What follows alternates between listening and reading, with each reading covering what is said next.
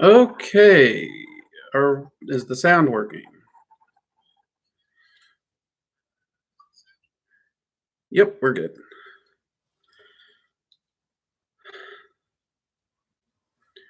Okay. So let's give everybody time to jump in here.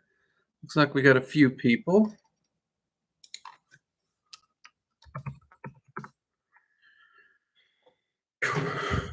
Ooh, coffee's done.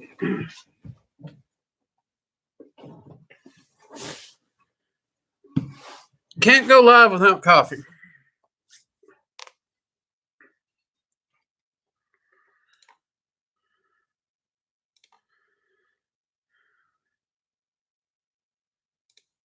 Yet, no problems.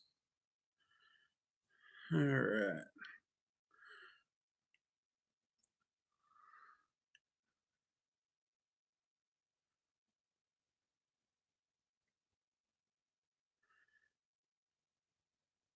Dalton Mortimer. Hey, man. Good to see you again. Peachy. Hey. Oh, before I forget, people's been asking why I ain't got one. I actually got it. I actually got a logo cup.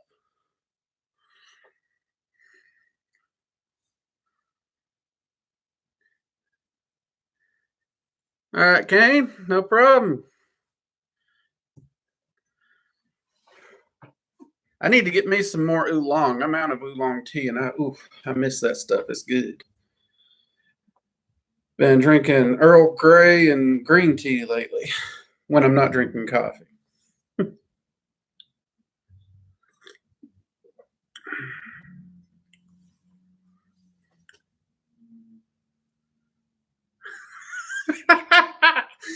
Oh, I love it. It's a bad pun, so naturally I love it. Yes, I got mugged. I did. I got mugged. Available for people, and I made sure to get one for me to see if they even came out good. I'm kind of picky when it comes to coffee cups, but yeah, I think I'll make this one available because it did come out really well. It's a good solid cup too. I've already dropped it, so I know it's not too fragile. Oh, that's.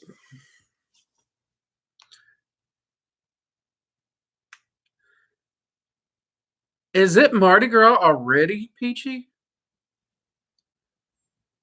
I mean, I understand why I forgot tonight was Valentine's Day because I don't really celebrate Valentine's Day. I've always said if you need a reason to tell someone you love them, you don't love them.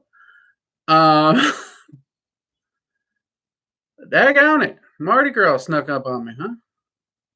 Oh, yeah.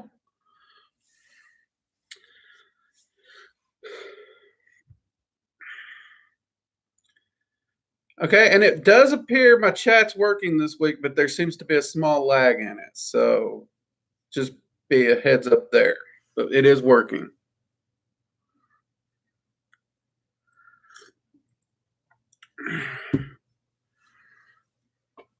Hope everyone had a good week.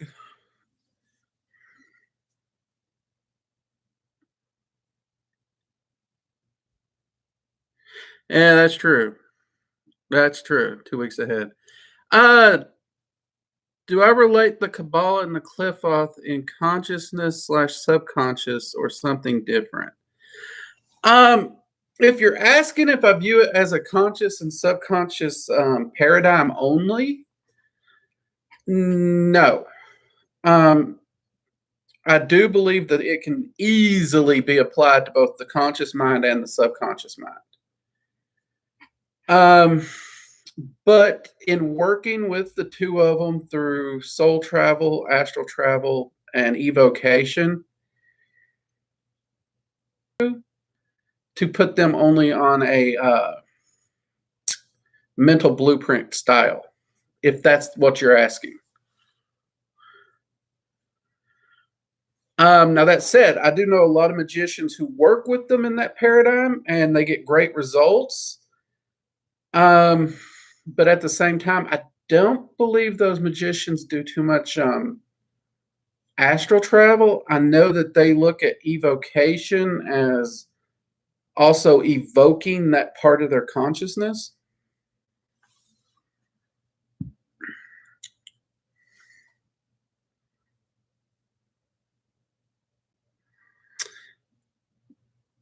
Somehow I knew that question was going to come up, Mortimer.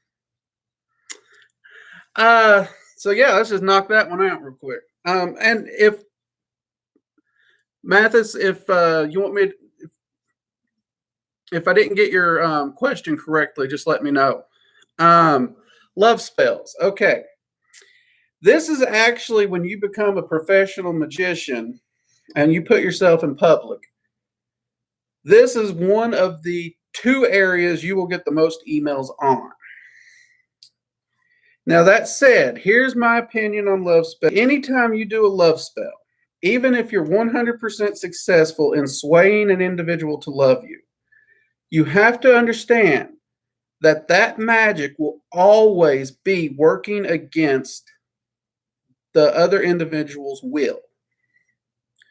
So it's only a matter of time before their will surfaces and their true personality would come out, as would their true opinion. Now, that said, if all you did was do a spell to force them to love you and you've been riding that wave, when they come to, they're not going to love you. And that's going to end badly, very, very badly. Because 9 times out of 10, those people tend to know something was done to make their opinion that. A lot of wiggle room in the word ethics. That said, love spells that I would suggest, love spells to actually increase and improve a current standing relationship. That's another good way to go. I know a lot of married couples who they often ask for spells to rekindle the fires, as it were. That's not a bad idea.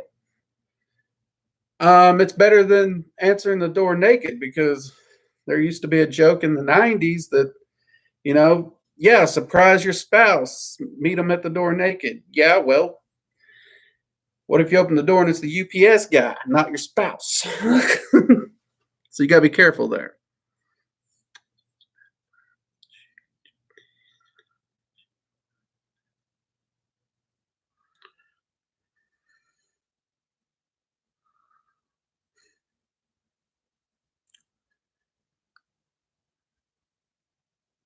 Yep, Peachy, you are absolutely correct. The second one is definitely money. Those are the 2 I get the request for the most.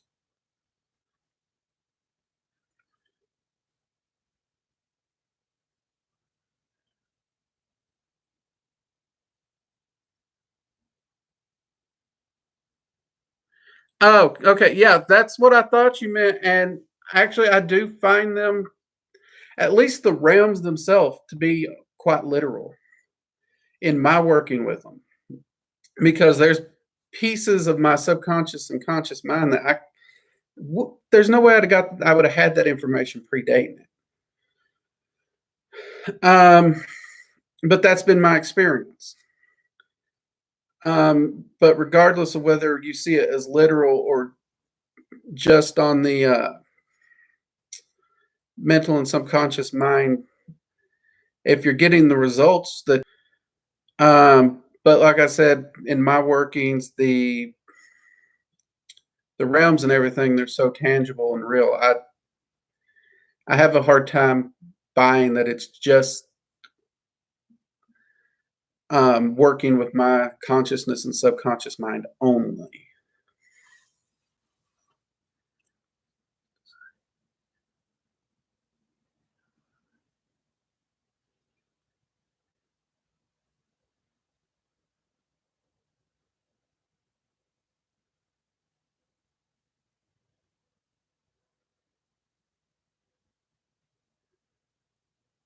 Well, you got a point there. And honestly, being aligned might not be what you think it is. Honestly, when I was younger, I swore I'd never get married. I didn't want any attachments. I didn't want any bothers. I didn't want to have to worry about another person. And yeah, I kind of tripped and fell into it, but I did. I met my wife and I proposed to her. Everyone said I was crazy. I didn't know what I was doing, but this will be 20 years with no hitches in our marriage. And for all the things we share and align on, our personalities are actually very different as well. So if you would have asked me what I thought I would want, it isn't what I actually ended up with and finding bliss with. It's that kind of that opposites attract. You don't want someone who's exactly you, because if that's the case, you might as well just sit in a room and talk to yourself. You need someone who's going to challenge you in areas, but at the same time, you both mesh so well together.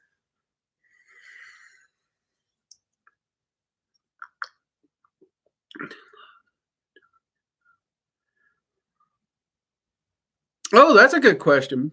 That is. Um,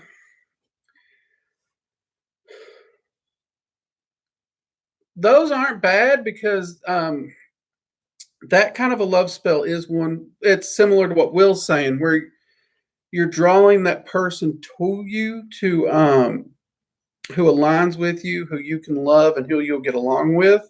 People may not even refer to it as a love spell, but technically you are drawing that person who would fill that spot in your life. That is a good way to do a love spell because you're not forcing someone to love you. Instead, you're setting the circumstances to meet that person.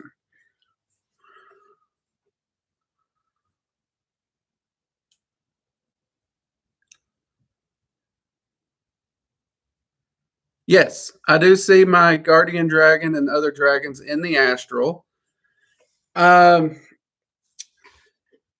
So, like when I talk about seeing them run around the house, it is they're, you know how the astral plane and the physical plane overlap.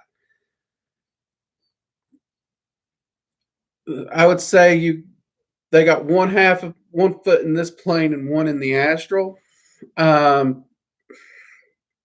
which of course you still do need your psychic senses to view them, because that's something I started testing, and I was wondering if dragons could be evoked like other entities, and did some testing with that. And I found out dragons can be evoked, but that's honestly where their shape changing comes into play the most. Because if you evoke them, even though you still need your astral sight to see them, where it brings their full presence to the physical realm, it can cause massive energetic shifts. And I learned that the hard way, which is what we're planning to cover in that video. Because the first time I did it, if any of you was at the Magical Coffee Hour last week, I actually talked about Vito, my co-magician, and how large his draconic form is. He's actually the first dragon I tested that with. Because him and I work so closely together and that trust is there, I figured that'd be the safest way to test it. And we had snow in July, and it all vanished at the same time I ended the evocation. I didn't know crap like that could happen. But dragons do have an energetic aura of their energy that surrounds them just like anyone else. But when you consider an entity that large, it covers a large area and it's so primal and strong, it can cause a lot of issues, which is why when they want to assume a human form, I say let them, because it brings that aura into a more controllable state.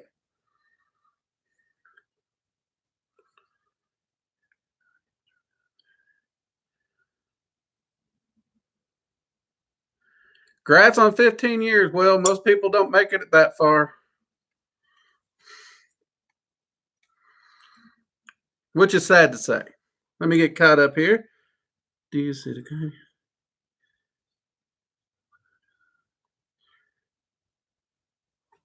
guy? Uh-oh, people. Linda's in here. I see her little hi right there. All right, Will, the best way to get them to reveal their name to you. Honestly, that it's working with them. Use that dragon's flame ritual, spend time in meditation, talk to them, ask them what their hobbies are, what their favorite foods, beverages, or energies are. I mean, they eat energy, but you can communicate it in food because apples have their own energy. So if they say their favorite food's an apple, true, it's the energy from the apple, but it's easier to converse in terms we understand usually. Um, but find out who they are, find out what they enjoy. Ask them what their favorite shows are, even. I know one of my dragons loves to continually binge watch MASH, which I like MASH, but I'm not sure I can watch it as much as that particular dragon enjoys too. And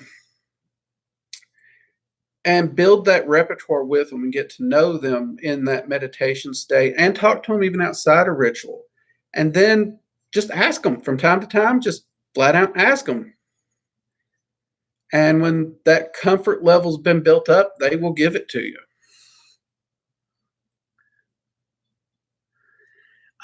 See, that's the thing people don't really think about when they're working with these entities. Treat them like you would a person. Ask them their favorite foods, their favorite shows. You can have a normal conversation with these entities, and especially with dragons, because it is about building that relationship, and it's not a co-worker relationship. Because think about it, most of us, we go to work, we know who our co-workers are, we know who the assholes are, we know who the jerks are, and we know the ones we like. But we leave work, and that's all we do. They're just co-workers. When you're working with dragons, you're not wanting a co-worker. You're wanting a real friend. You're wanting, I guess the modern term is a BFF.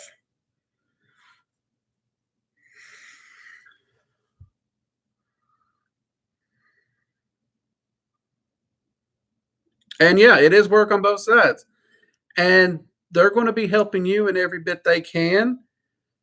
And like I said, they'll be helping you with your magic as well. They're constantly going to be looking after you, especially in the case of the guardian dragon.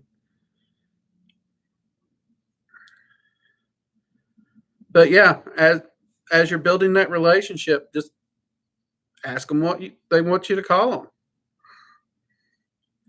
I know it feels silly and repetitive, but I mean, if you look at it in like a normal conversation, there's parts of my life that I get asked questions about that if I don't know you well enough, I'm not going to share it. And I'll usually say, no, not right now.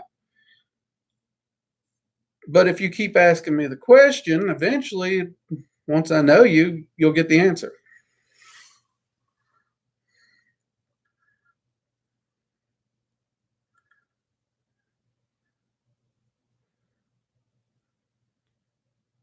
Ian Kerrigan's book.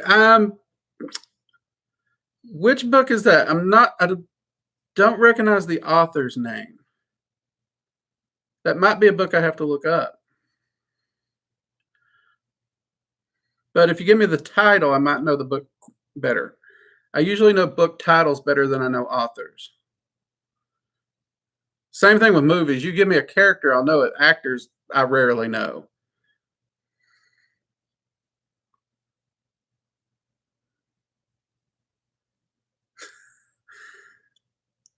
Okay, Linda, have a safe trip.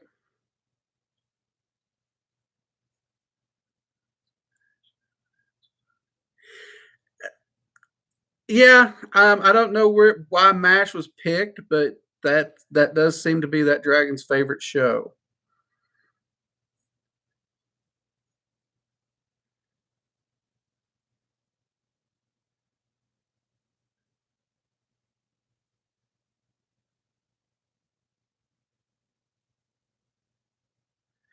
Okay, man, you guys have got a lot of great questions coming in tonight. And here I was thinking a lot of people wouldn't turn out because it turned out to be a holiday. Goes to show what I know. Dragon presents. That's a hard one. Usually the things that I've noticed with dragons being around, um, you will notice objects get moved around a lot, which again, that could be a fae thing. And oh, the jets are flying late. I hope the camera don't pick that up too badly. But dragons do tend to have that whole move things around and hide them as well. But I think the biggest giveaway is usually a high energetic output. So kind of one of the things I pick up on is when when you walk into or not near a power station, how your skin kind of tingles because there's so much energy in the air. It feels very similar to that. And you'll also get an emotional feeling that kind of resembles that element. So if a water dragon happens to be around, for me, it usually gets very calming, very chill. Fire dragons, I usually get real energetic. I can't sit still, like I've had too much caffeine, even though caffeine don't tend to affect me. Air, I can't stop my brain. And I start talking so fast that I can't keep up with myself. Earth, earth dragons, I generally just become very, I don't even want to say the words lazy, but that's when I become emotionally, I just become calm and I could just sit there all day, relax, and do nothing. So yeah, you'll pick up on some of those energies, especially if you're not shielding or you're not paying attention. But that and the smaller ones, you will hear their wings fluttering on the smaller ones. The larger ones won't move their wings as much when they're around your house, but the small ones, you will definitely hear wings fluttering. That's usually the big giveaway for me because there's so many energetic things I do work with that the wings fluttering, it's just a dead giveaway. And it has a sound all its own. I think I said insect like at one point, but it's not. It's if you've ever been close enough to a bat to hear it flap its wings, it's not like a bird. It has a very unique sound. So, but once you hear it, you'll never forget it. Let's see, dragons. Have I ever worked with Jen? A few times. A few times specifically working with Jen. In fact, I recently purchased a book that focuses solid on Jen magic, and I'm wanting to work through it more because Jen are definitely an entity I do want to work with more. And I think we brought this up on Magical Coffee Hour a time or two. Hey, Black Tower brother, good to see you. Better late than never. Grab your coffee, pull up a chair, join in.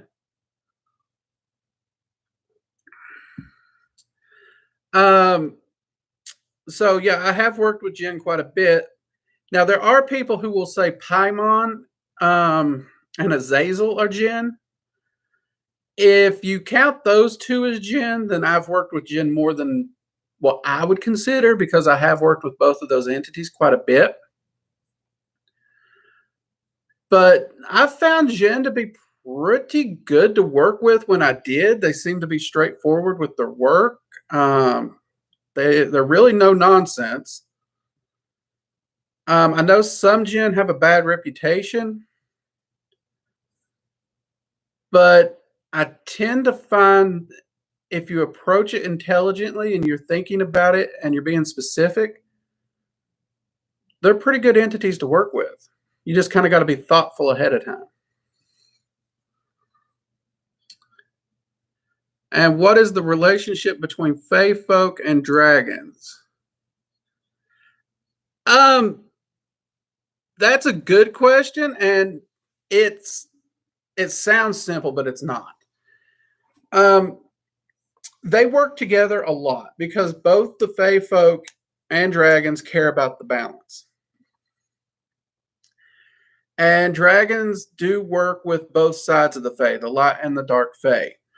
And they work on balancing things at those particular seasonal points the same way the Fae would, because they work with magic and nature. So in that way, it's an easy answer. But the more you work with Fae, the more you realize they are some complex thinking little critters, and their culture is complex. So you add that to how detailed dragons can be with having to get to know them, and it becomes a massively complex thing. But they have wonderful relationships, working relationships between the two. And I'll be honest, most times that I end up working with Fae, it's because the dragons are dragging me along with it. My connections with the Fae actually do heavily go through working with the dragons.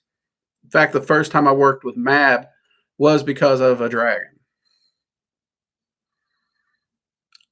So no, that's a great question.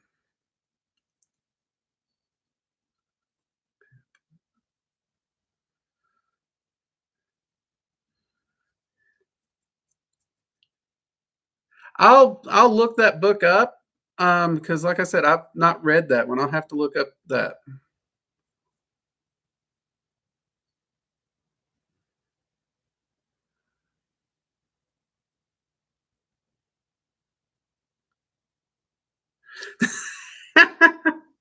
I don't think we'll have to change the name.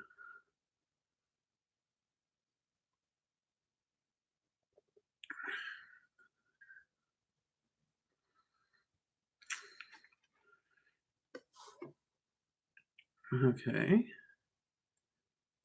I will look that up.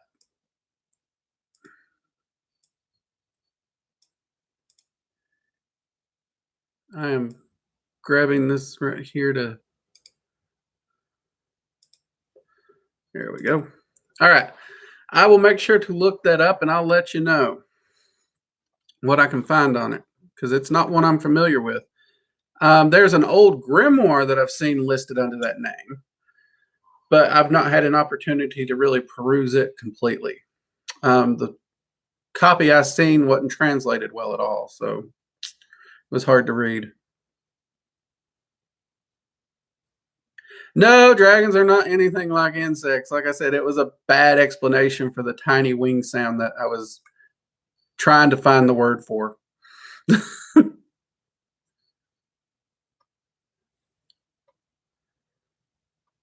Trying to get caught up on chat. You guys are awesome tonight.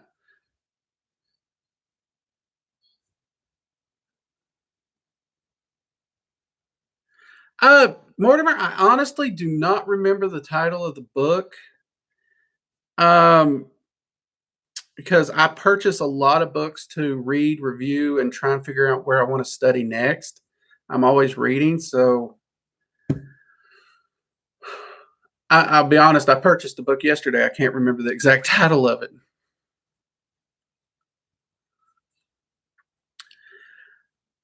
All things, loved one, don't feel embarrassed to ask a question. I've always said the only dumb question is one that's left unasked.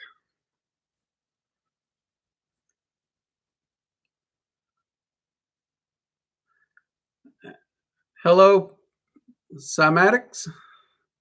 Welcome back. I believe you were here last week.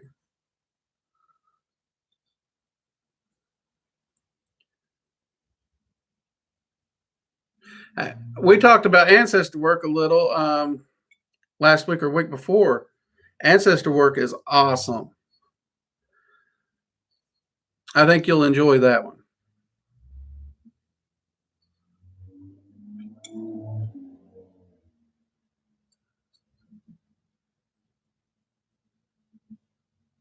Yeah, the age difference and aging times of those entities is insane.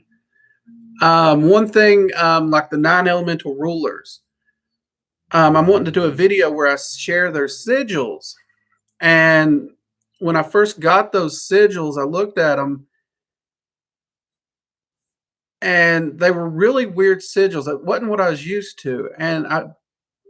They pointed out to me that the sigils represent the office held, not the specific dragon, because different dragons will hold those positions over time. Now, it's true, the current dragons holding them will probably be there when most of us are dead and gone. I don't think they'll ever switch in our lifetime, but it is an office, not specifically just them. Oh, Lord, here come the Dresden jokes. I will say, Mab's not as bad as they paint her in those books, in my experience.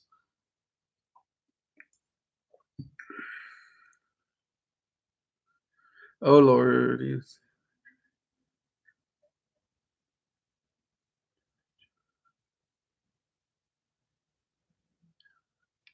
Have I made any strong Fey allies?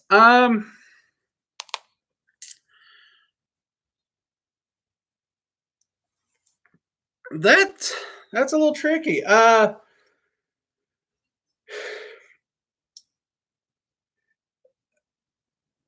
See, I want to actually say Mab, because for whatever reason, me and her tend to get along really well when we work together. Um, which is weird because I'm outside my wife, who's very fayish.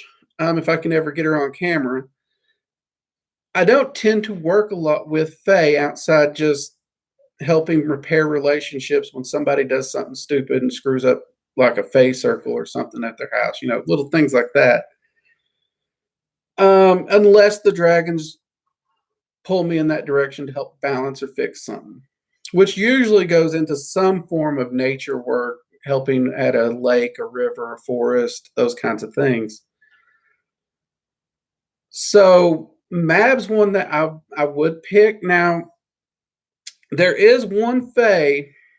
I can't give his name, but he protected a very specific border. He was a red cap. And when I first encountered him, I was not exactly the most pleasant of spirits because let's be honest, red caps have a bad reputation. Deservingly so. But I was working within that territory for so long that him and I actually really did build a really, really good relationship to the point I was camping and he woke me up to make me aware of a snake that had gotten into my tent. So that's a case where a red cap, instead of showing their violent side, actually showed their compassionate side. And red caps are very much tied to the borders and areas they protect. So when I moved, I've not gotten to speak with him as much. There's been a time or two I've soul traveled toward that area in order to speak with him, just because I missed the guy.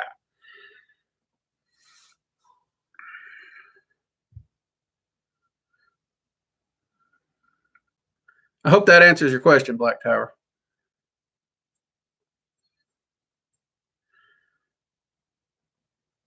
Uh, the first few times, scary. That's how working with Mab was. The first few times it was very scary. Because I really did not know what to expect. I just read legends and heard stories and plenty of fictional works on her. Uh, but once I got a hands on her personality and her mannerisms, I found it enjoyable. But you could say that about a lot of entities. When you first approach them, they have this air about them that, in a lot of ways, can be scary and intimidating. But once you get to know them, I don't know, it just becomes easier to work with them and more enjoyable. Um, from where I come from growing up, she can come off what we would have called uppity. but in a good way, not in a snobbish way.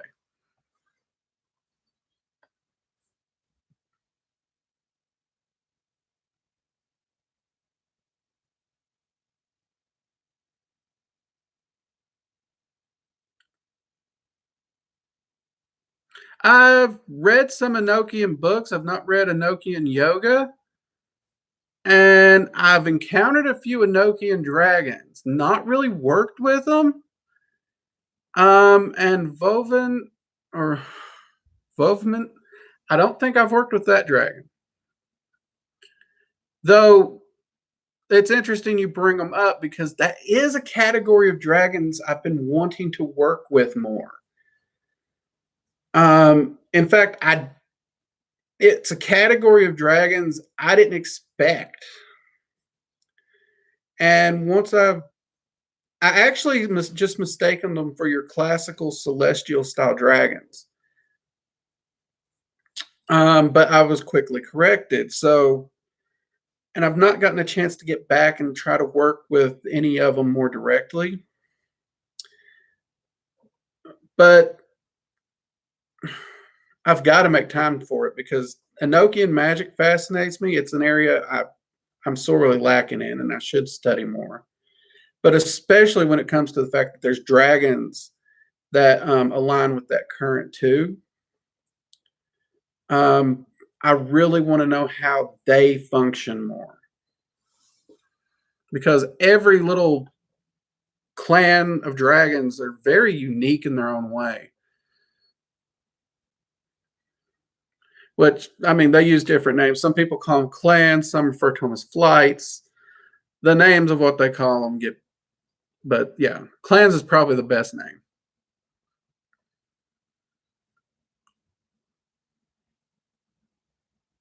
I think I answered your "what is she like" question already by describing. I mean, she's very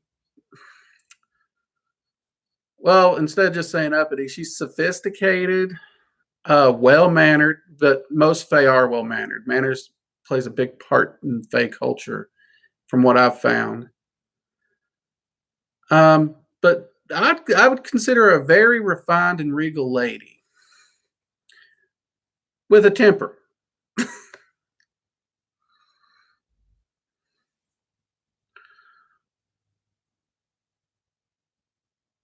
Okay, Mortimer, let's not go there. We're not going there. I ain't signing that contract.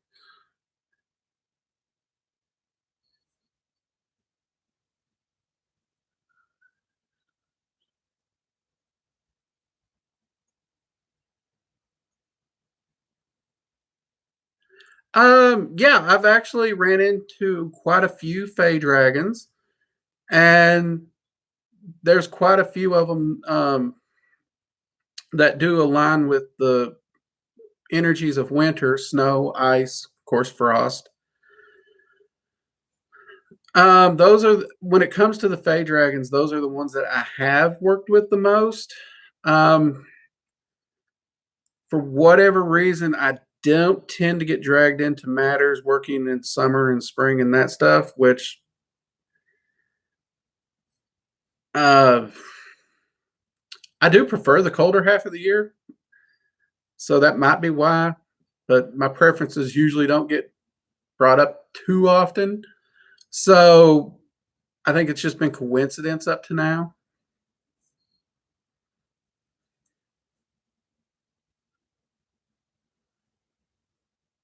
Queen's queen. That's a good way of putting it. Yes.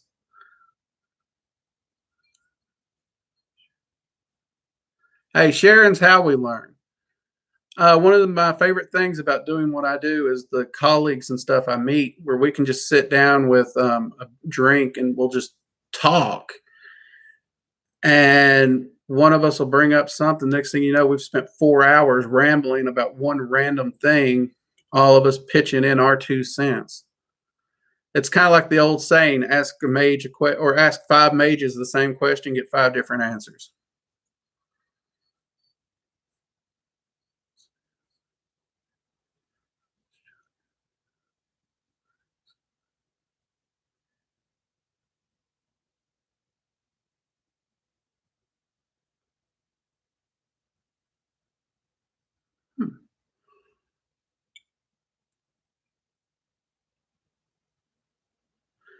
Chakra removal. That has been a debated topic, and I've tinkered with it some. And I've heard some people had wonderful results with it. Um, it's not something I've fully dove into. Like I said, I've tinkered with it some, only to minor levels.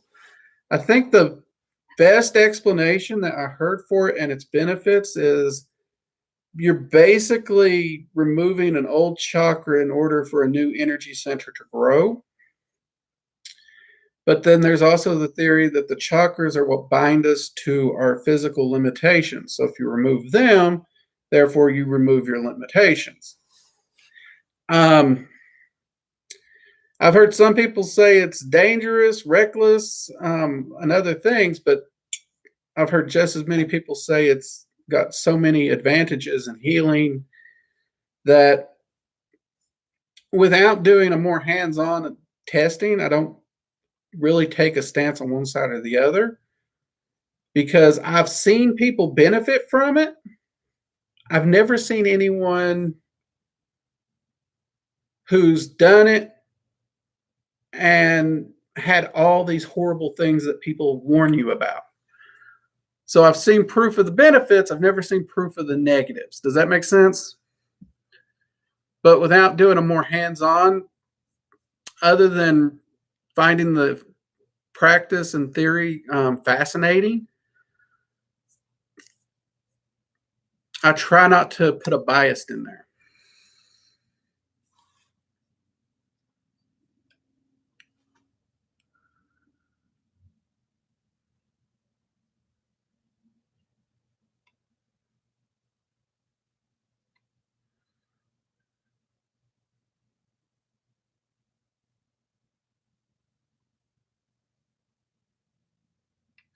Oh yeah, those Fey dragons are some very friendly little dragons. Um, and the winter ones, the personality I get off most of the winter dragons, especially the Fey ones, it's that childlike wonder, that absolute bliss of playing out in the snow when you're younger. Does that make sense to y'all?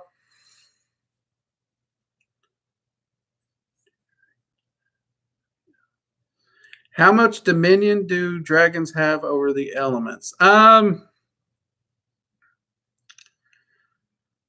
That's a tricky question, because if you ask them, they won't claim any rulership specifically over the elements. That said, their opinion seems to be held in high regard by practically any entity I've worked with. And they do work at such a primal level that, again, it's when they're approaching the element, it's almost like the source of creation on that element. So their opinion, their thoughts, and all that are highly regarded by other entities, but the dragons themselves don't claim any rulership over it. The closest that they come is when you say, like, the ruler of fire, he's not the ruler of the fire element. He's the ruler of the dragons of fire. So all dragons who work under that fire element, he's their ruler. So there are times when dragons will quickly and easily yield to other entities because they're more focused on the balance and they don't actually claim strict dominion.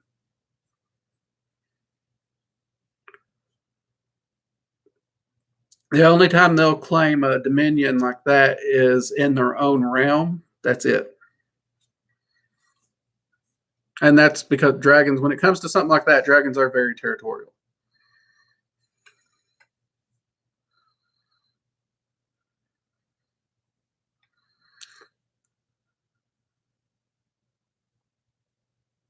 And yeah, Black Tower's right. There are times where they become basically the spokesperson and direct representative.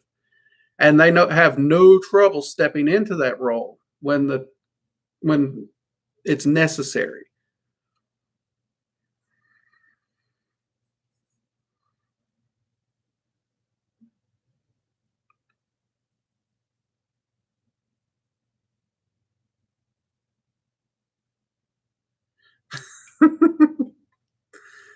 I told you I had a love-hate relationship with those books.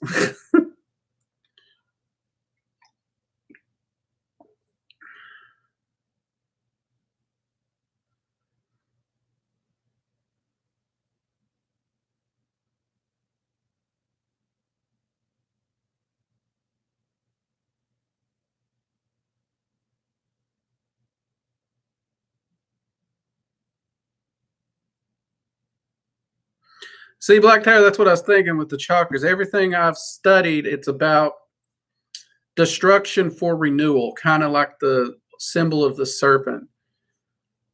It's that cycle of renewal. While at the same time ascending to higher consciousness. That's always been my understanding of it. I've done similar rituals, just never anything directly with the chakras. So I don't want to claim direct knowledge and experience with something I've not done. That's not cool.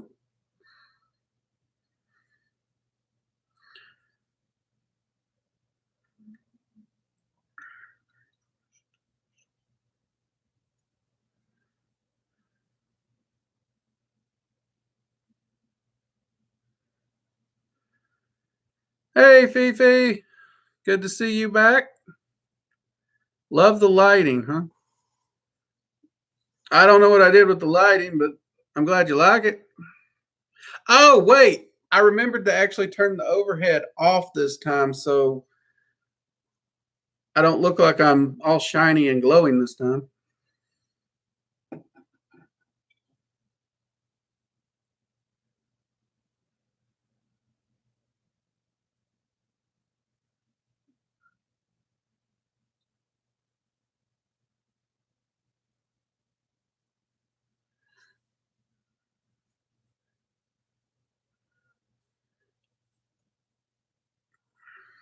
Mortimer, I did get your message. I'm sorry I haven't responded. To be honest with you, I've been looking at my calendar to try and figure out the when so I could answer it. And right now, my calendar's not giving me a good answer. I'm going to keep looking, and if I can find a when, I'll let you know. I'm going to have to stop booking myself so heavily.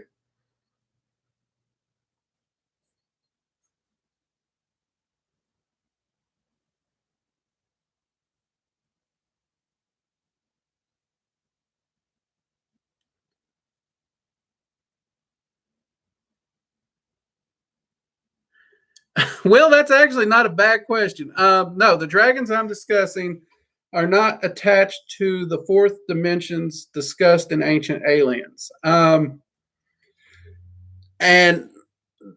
I won't lie, the reason I know this is because that's the only thing I could watch on TV after surgery that didn't make me laugh so hard I thought I was going to throw my stitches.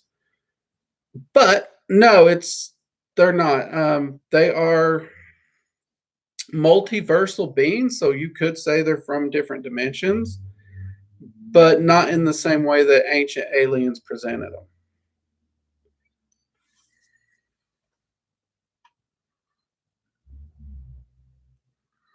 And we're talking metaphysics and magic. It's going to get out there. I mean, anything that considers a multiverse as a standard thought process, it's going to get out there.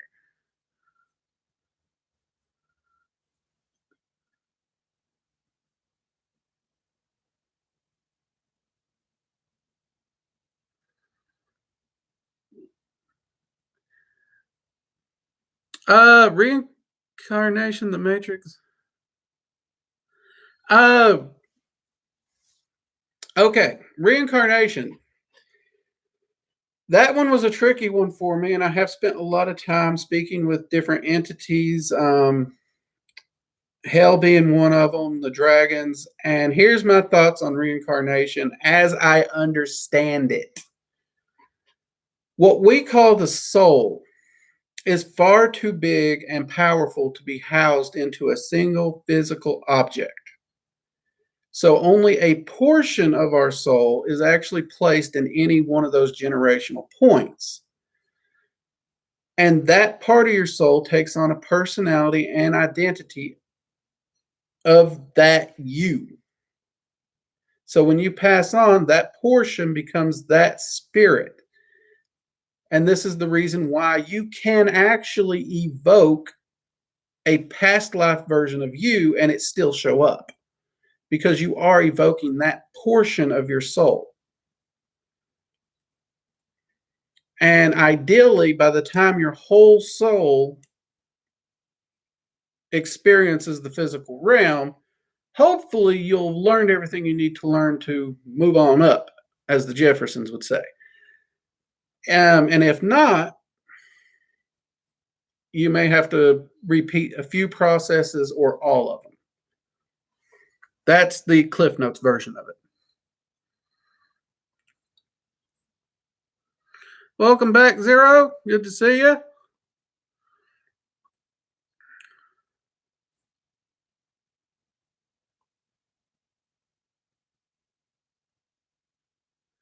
Well, he asked me quite a few questions there. I answered the one on the reincarnation and the soul. On the matrix, are we talking the multiversal matrix, the spiritual matrix, the conscious matrix, or are we talking about computers?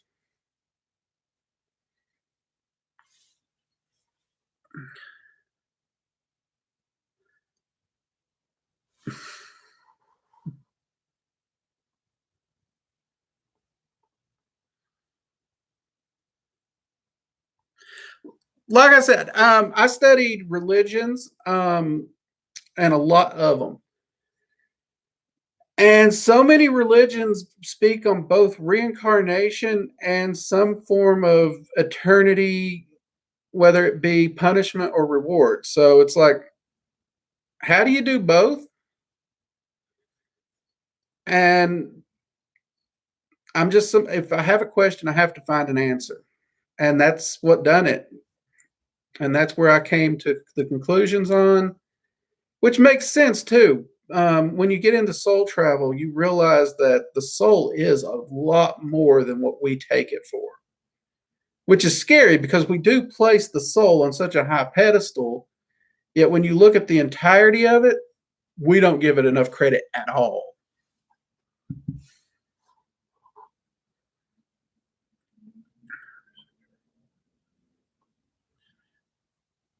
Reptilians versus dragons. If you're talking reptilians like the alien theory thing, those aren't dragons.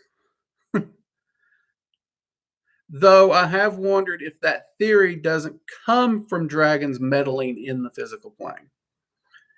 And as far as reptilians, the aliens, I've seen no proof or disproof.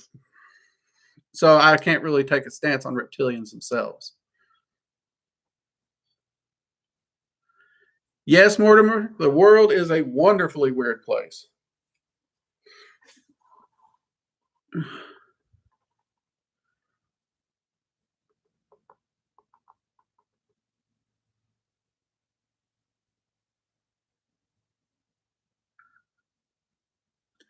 When we're talking matrices, for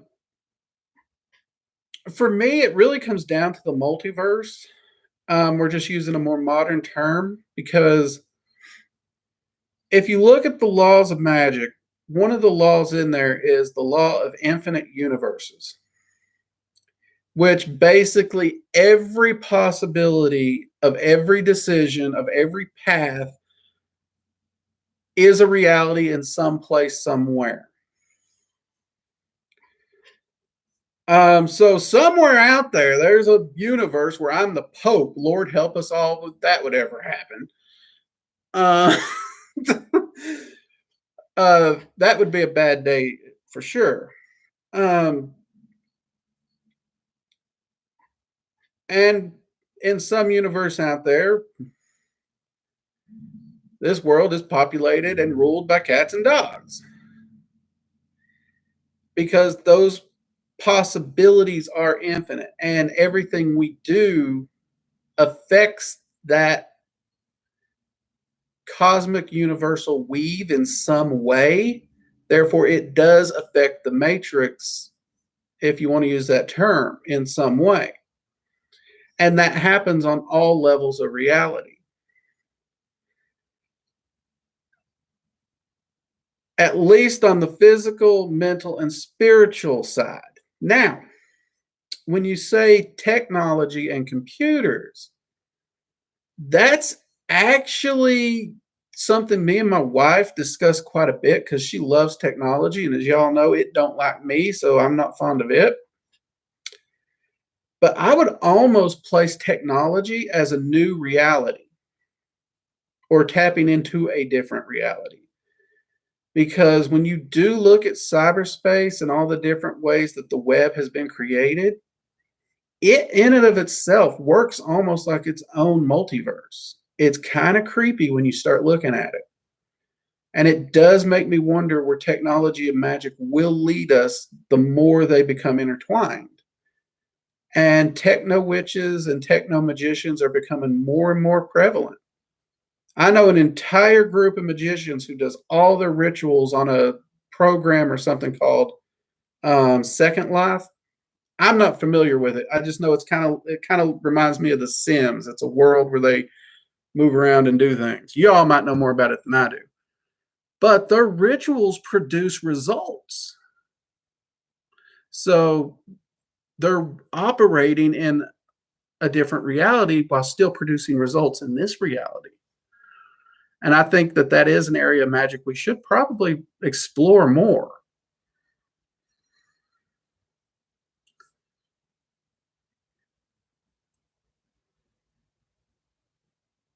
Are we here by choice, or do only a few get out and some people loop over and over?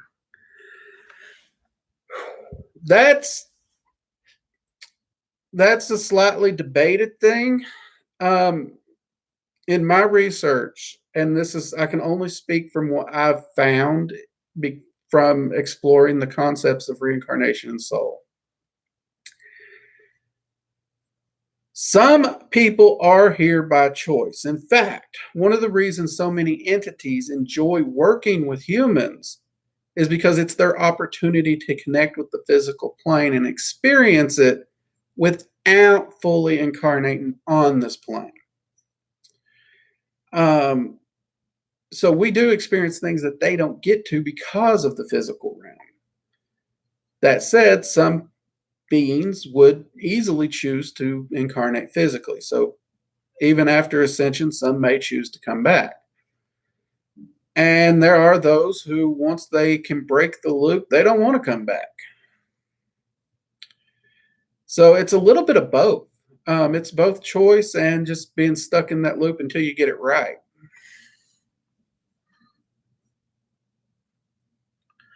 All right, Black Tower, it's good to see you. Have a good evening, man. Hopefully we'll see you Sunday.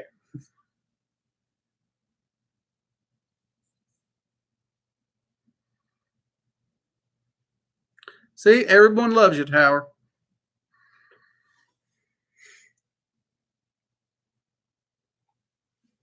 But does that kind of answer that question, Mathis? Because it really is a little bit of both from my experiences.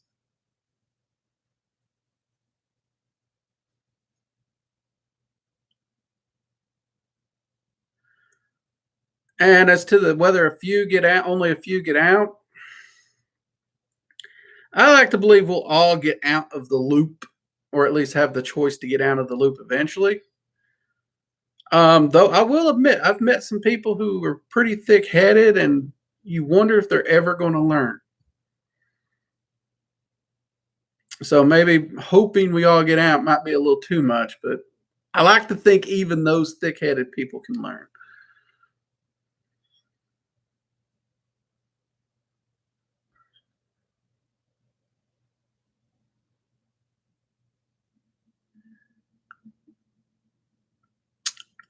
When you say personal sovereignty, what do you mean by that? Because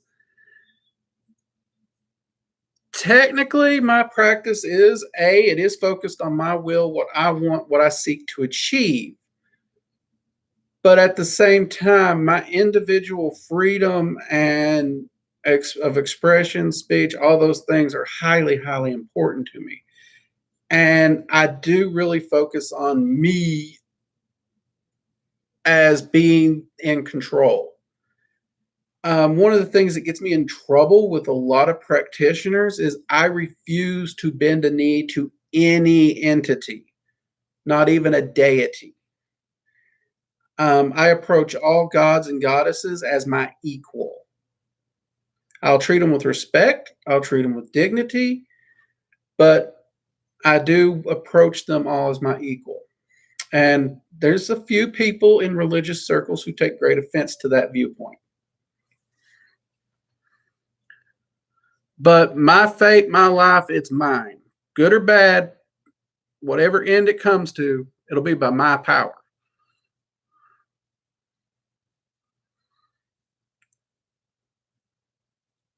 Mathis, yeah, that mist, it's usually, I do have experience with that. You see that a lot in divinations, especially scrying. And it's usually a sign you're approaching that crossroad like state, that place between areas where honestly you're slipping from meditation to trance. And that's a really good state to be in for meditation work. Because people underestimate the power of trance work. They really do. I've actually considered doing a video specifically on that because way too many people knock it. They've gotten so focused on some of these other things that they've forgotten the power of trance.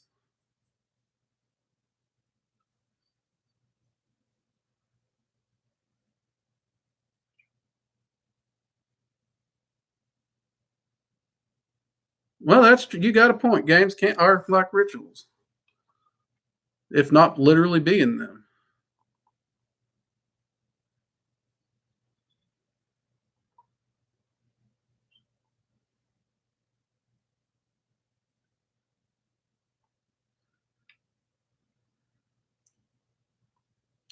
No, I wouldn't say I'm a Satanist. Um, I've actually I've never even read the Satanic Bible. I've been told I should. But no, that I'm actually almost an atheist because I really do focus on the science of magic, and I can't take things on faith. I have to take it on experience and actual results.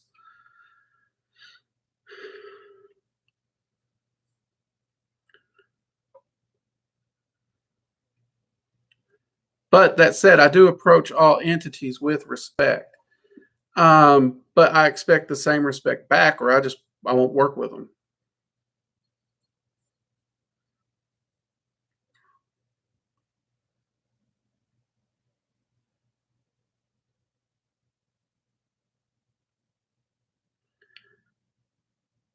Not everyone does zero.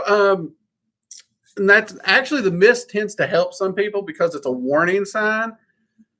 But one of the biggest things my students tell me about dropping into the trance state that they don't like is it feels like they're falling. If you've ever just been sitting there and you like started because it spooked you, it felt like you were falling for no reason, but you're just sitting there. It's a very similar feeling. But if you see the mist, instead of that physical sensation, you have a visual sensation. It's a little smoother transition. And for a lot of people, that's an easier transition than maintaining a meditative state while that sinking feeling hits them. Because I know for me, it took a while to get into trance because of that.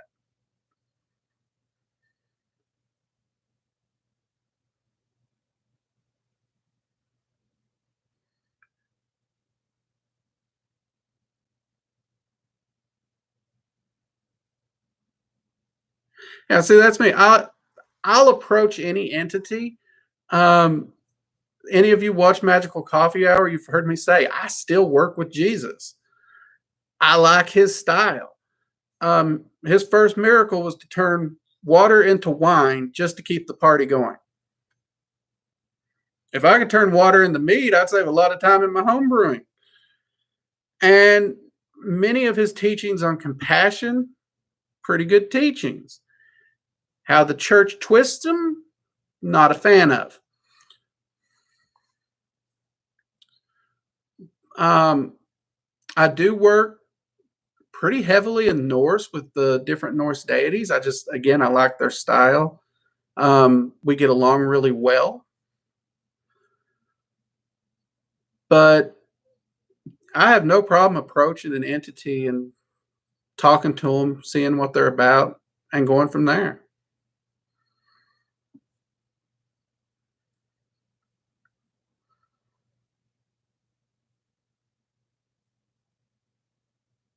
No, no, I'm not open to being used either. That's the reason I did the packed video because I actually considered not doing it. A little cliche, but I ended up doing it because there's so much misinformation on what a pact is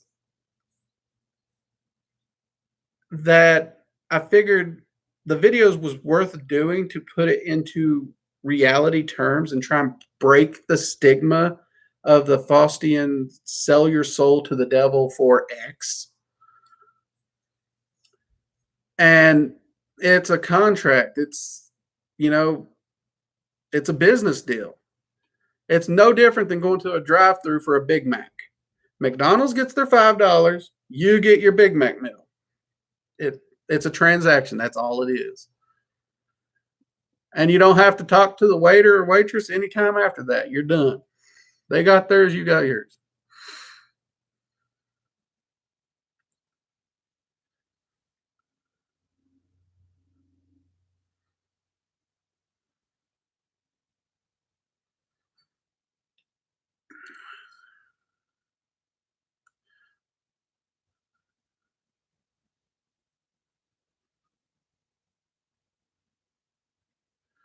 Um, well, I think most of you know I grew up in the church Christian, Southern Baptist, then toward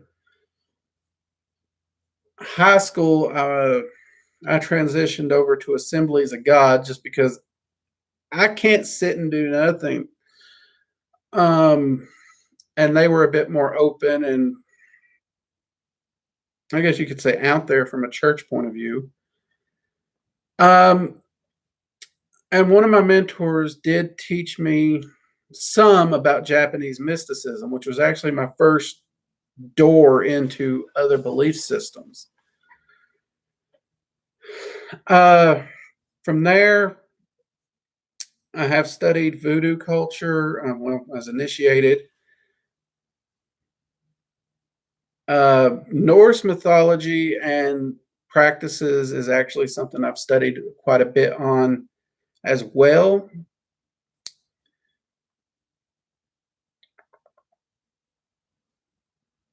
Greek practices was actually an area I studied.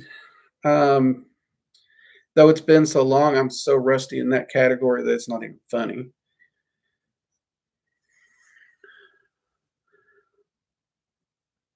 But I've just bounced around trying to research and understand so many different ones. But religiously, I would probably say I'm most familiar with broad spectrum Wicca, Norse mythology on a broader spectrum, and Christianity. Because those are the three where not only did I study them, but I've actually spent time in them practicing.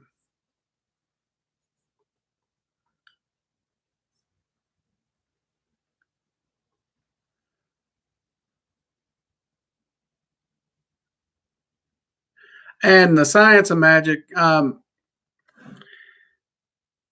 me, that's you actually follow a process. So I know a lot of practitioners who they'll do a spell, it doesn't happen, and they'll say, well, the universe had a reason, or they accept like 50-50 results. Now, coming from my generation, many of you may even know him, George Carlin used to have a great skit about he was atheist. He didn't believe in religion. He figured you pray to something, you got a 50-50 shot of it happening just down to circumstances. I think in the skit, he even said he was going to pray to Joe Pesci just because he seems like somebody he can get done. So for me, any spell or ritual that I consider useful and works has to have 85% or better manifestation results when I do it.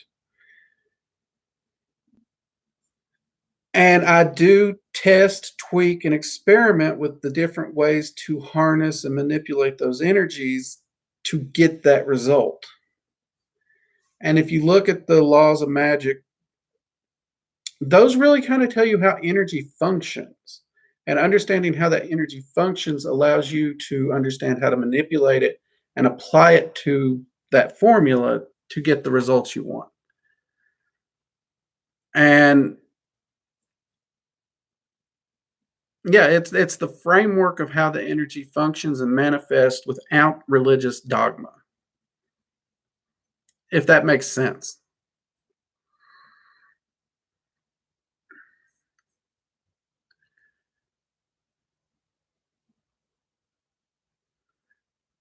Who is the most powerful spirit I honestly don't know. I've worked with a lot of entities over the years, and I'm not sure what I would label as the most powerful because most of the entities specialize in different areas. And to put it in who's the most powerful to me feels almost like a spiritual pissing contest. And that's kind of like saying which of my close circle of friends is my most trusted. And the truth is, there isn't one. So that's a really hard one to answer. To just when I have an issue or I want to learn something, I call up a different spirit based on their knowledge category.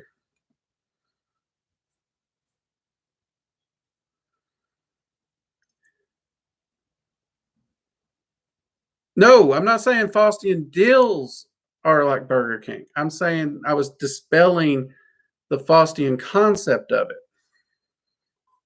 or the old, I should say, Christian view of the Faustian concept, where it's selling your soul.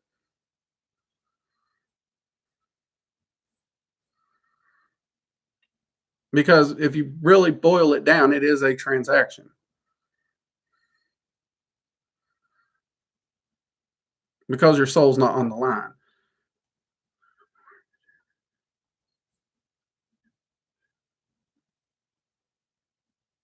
Well, yeah, mortgage is a good example.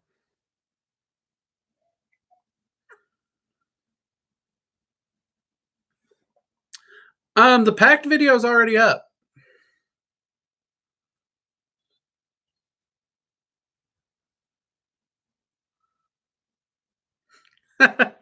Well, at least one person knows George Carlin here. I loved him, man. Great comedian. And there's actually wisdom in his words.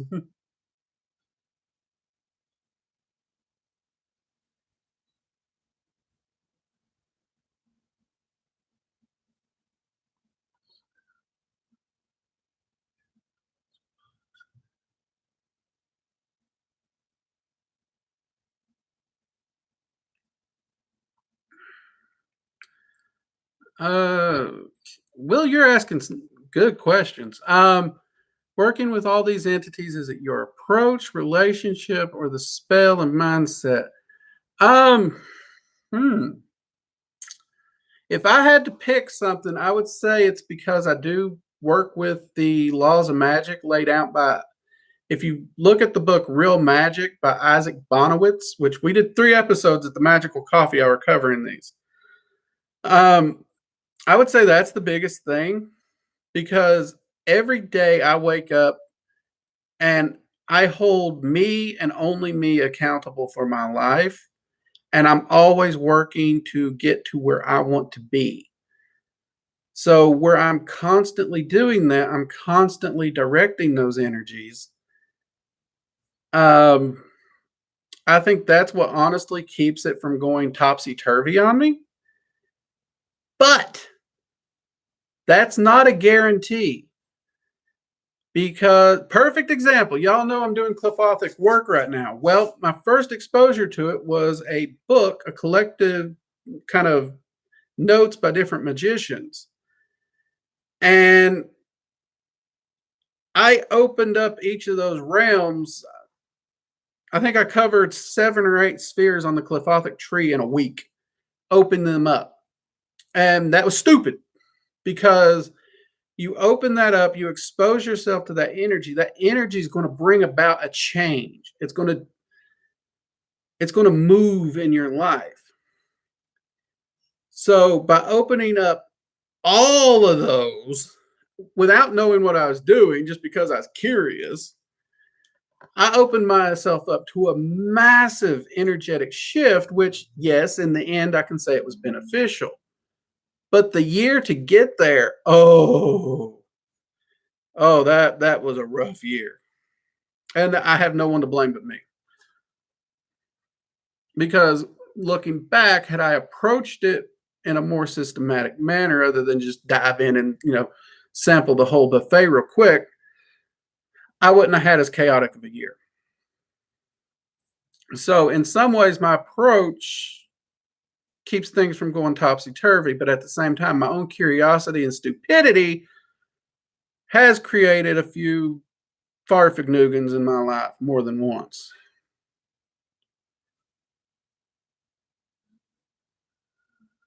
And yeah, you got to be careful because there are people and entities that, depending on how you work with them and your request, it can do it. The Maelstrom dragons are a perfect example. Their job is to make sure your life is not stagnant and is moving. Now, the more you resist change, the more you resist moving, the more you resist growth, the more they're going to tear your life up to force you to move.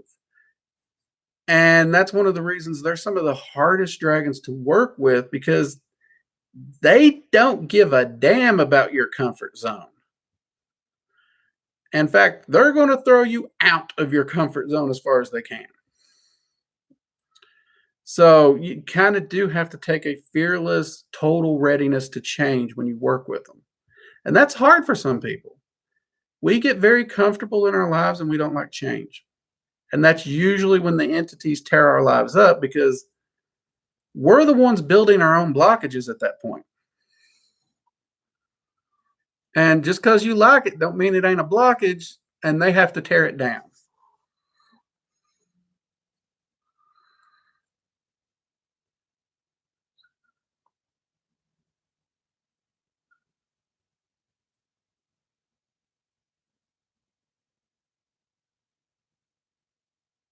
Yeah, your insecurity should be overcome. Um, if any of you saw my video on Mercury retrograde, I get asked all the time why it doesn't affect me or doesn't appear to. Once or twice a week at least, I do a ritual where I harness all the energy patterns and focus them toward my goals and what I'm working on. And that ritual is perfectly laid out in that video. So any of these astrological energies that people's talking about affecting them, well, if I'm harnessing them, shaping them, and focusing them to achieve my goal, they can't hit me with their negative crap.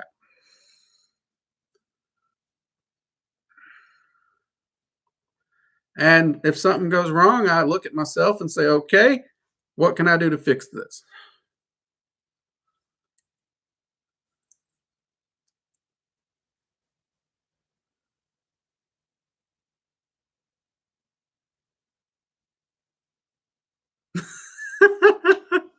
Okay, I love the Fresh Prince joke.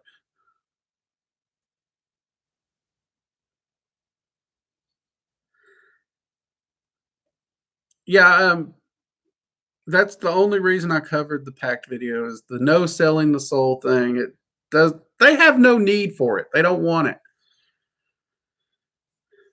As yeah.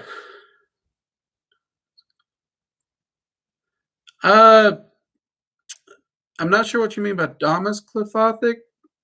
My Clifothic work has been limited. It's something I've just started in. last couple of years. I did a good path working last year, just working with the Clefothic spheres on the dark tree. And this year I'm working directly with the rulers. In fact, this week I was working with Lilith and Samiel through Invocation. This has been a trippy week, very trippy. But it's definitely been beneficial. I'm looking to see where all this is going to end up going. I'm by no means a Clefothic adept, but I have found some really great benefits by working with the dark tree. Yes, Loki's a great catalyst to change. My wife works a lot with Loki. If she had a patron, that'd be the closest thing to a patron she has. And to watch my wife practice magic would be like watching paint dry, because when she wants something to manifest, she just puts her all into it. There's no ritual, there's no spell, no nothing. It just manifests chaotically. I've always joked if she found a way to harness it like a mage and focus it, she'd be a very, very scary person. But yeah, Loki is a catalyst for change.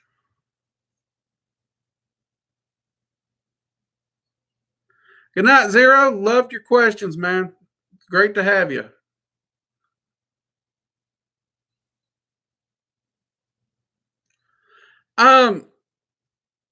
Well, I'll direct you to the video because it's literally called, just type in, go to my channel and type in Mercury retrograde. It should pop up.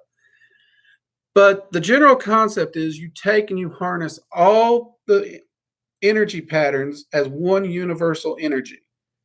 Because most magicians will tell you all energy goes back to source in some way. And what we refer to as different energies essentially are energies that have passed through different filters to take on different vibrations. So you harness it as one singular energy, draw it into your ritual space, and you focus it toward your goals that you already have laid out.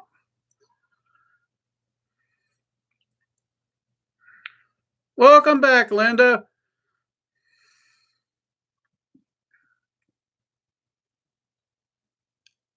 Lily heard me. Who?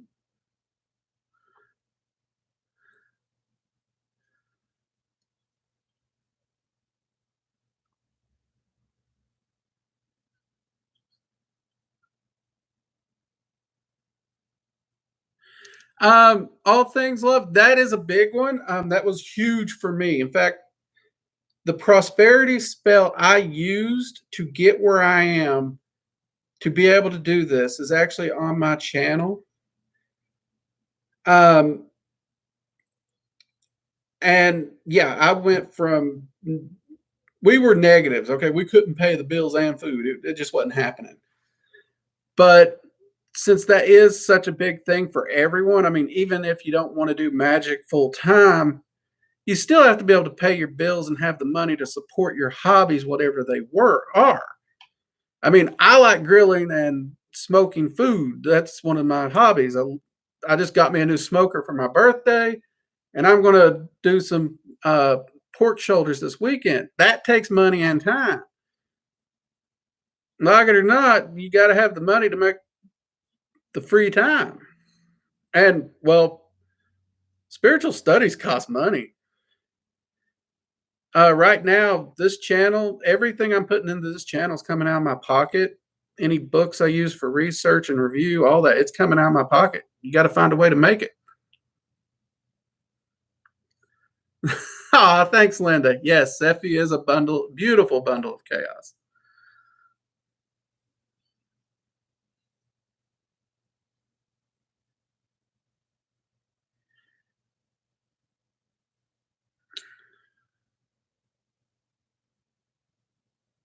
Oh, Lilith. Okay.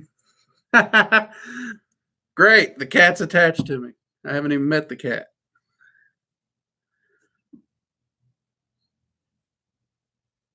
One thing I will say, all things love about that, when it comes to spiritual studies, we have to understand that living in the physical realm is just as important part of our physical studies because the lessons that we learn here do apply. And that does sadly include work. Over the last year of doing this channel, the number of times I have woke up and not wanted to do ritual or research because it did feel like work, I can't even count them. Think of it this way. Every time you wake up and you don't want to go to work because it's work, when something you love is actually the foundation of what you're doing primarily, that sensation still comes. And honestly, it's you all, the viewers who message me, and well, now that we're doing these live streams, these questions, that's honestly what gets me out of bed in the morning and gets me focused and gets me going. Because, yeah, it'd be so easy to just be like, I ain't going to do no videos this week.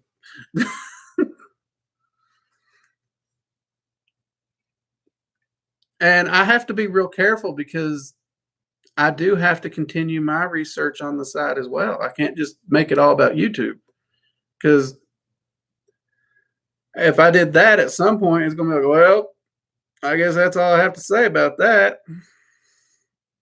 And then we got no channel.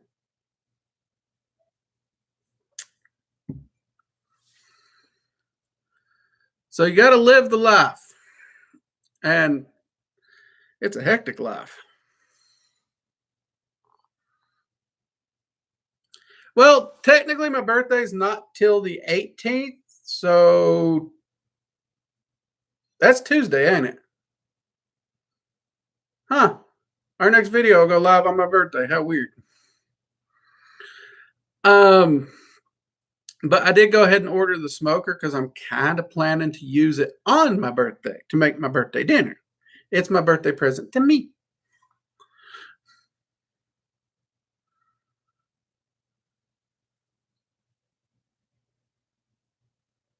Oh, thanks, Linda. And I think it's actually important also to let people know I still screw up. I do stupid shit with my practice. I don't know it all.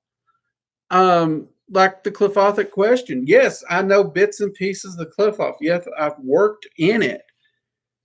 Am I the person to go to for truly studying deeply the Clifothic work? No. There's got to be many a magician better than me.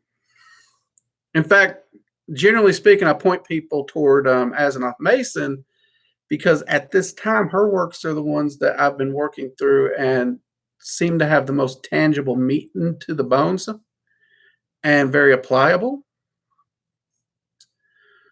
But again, I'm sure there's plenty more books out there.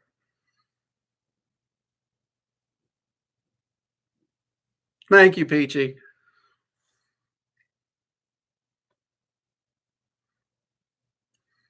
So, I mean,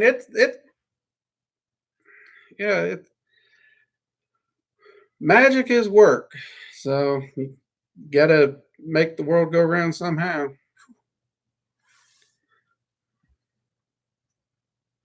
Oh, but one thing y'all might be interested in, if you remember, I think it was last week, I mentioned the Dragon's Eye seal.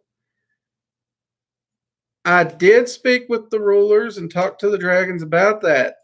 That is something I can do a video on now.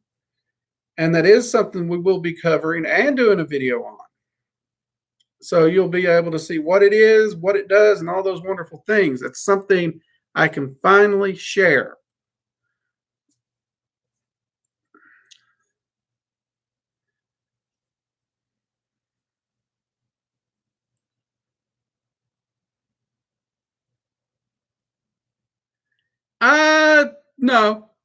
No. I know plenty of magicians and mages who do not do invocation at all. Mind you, I do say there's a difference in invocation and evocation, but I'll take that to the next level and say I know magicians and mages who are extremely successful who do no type of working with entities at all.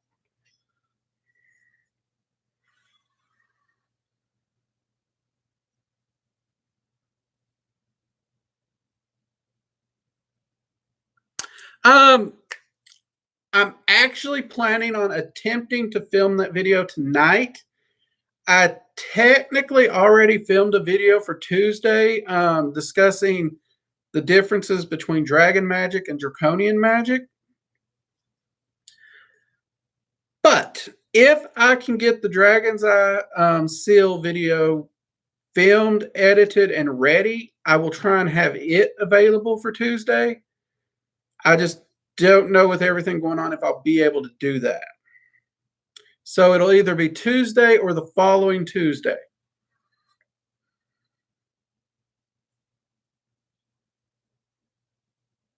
Yeah, no work with entities. They focus on sigil magic. They focus on energy work, candle magics, and they focus on servitor magic. They do not work with actual entities. And it's very doable.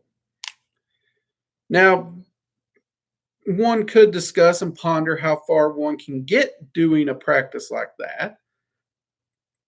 But as far as manifesting and controlling their lives here and yielding the results they want, they are very, very productive in those areas.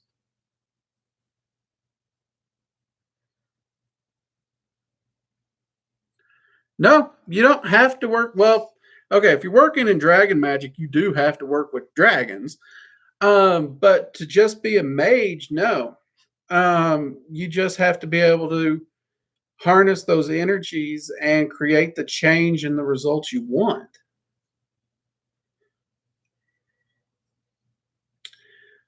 Um, like, well, let's go back to money. The prosperity spell on my channel that I mentioned earlier in the stream.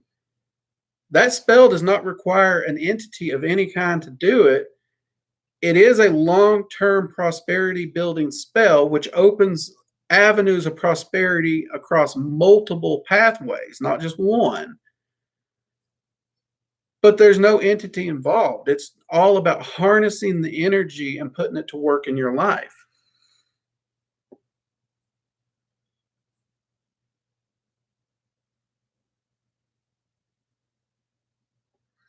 So, yeah, I know people who just do sigil magic, and I hear people put magicians down who do that, and I don't see why.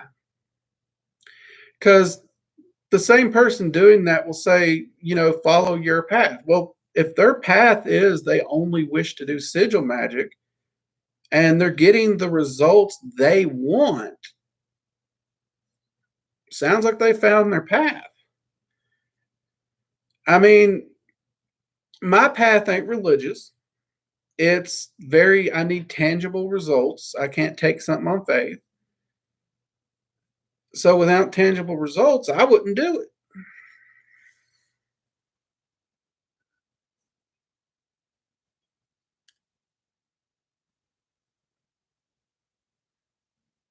Yeah, magic and energy has no ego. Bingo. It doesn't care who you are, what you think. It will just do. That's also why I say magic is magic. It's not good, evil, left, right, however you want to define it. All comes down to just what we do with it.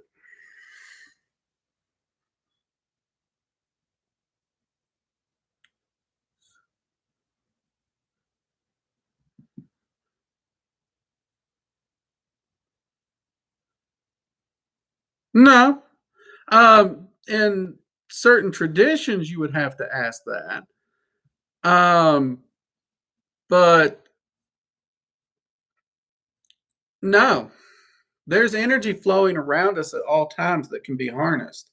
No gateway has to be open for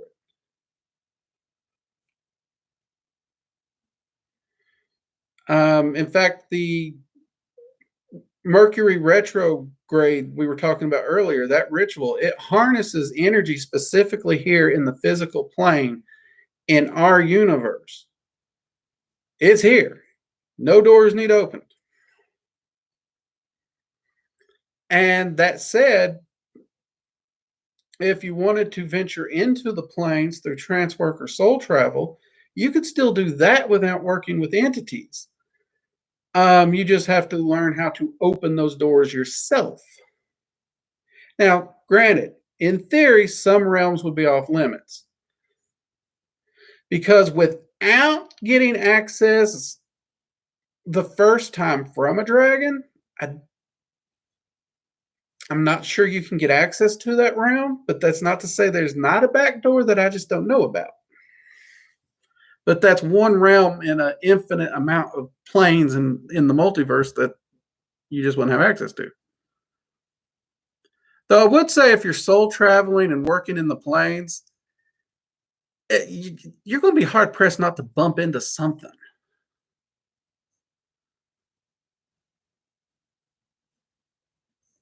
But that don't mean you have to work with it. It's just like walking down the street in New York. There's New Yorkers who go down the street every day, see thousands of people, never talk to them. So, I mean, in that sense, you wouldn't be working with them. It'd just be like, hey, look at that weird thing over there. I'm not talking to it.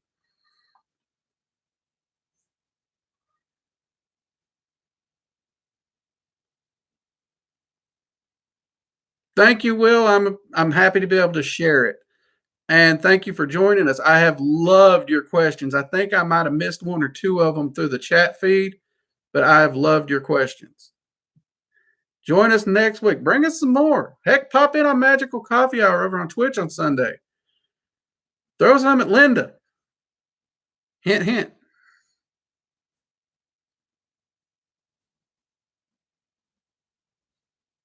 And you have a good night, Will.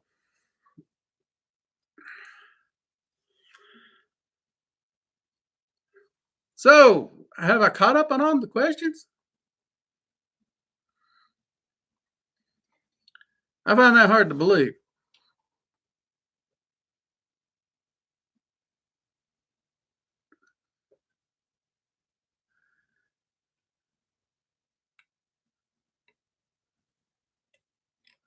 Maybe I did. Okay. Any questions I've missed or new questions?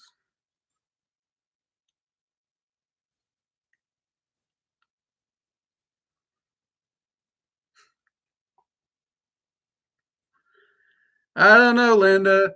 Your husband's messaged me a time or two this week that made me think you might have done it.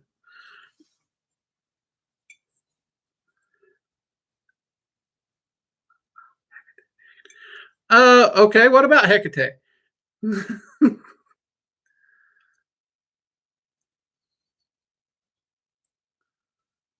I've worked with her a few times. I can't say I'm uberly close with her, but I do know bits and pieces and I have worked with her.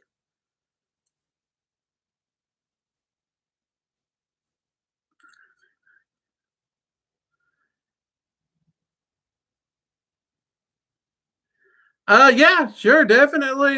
Hit me with some of the Hecate questions if you want, Linda. I'm sure. Well, actually, I know that can cross over into that.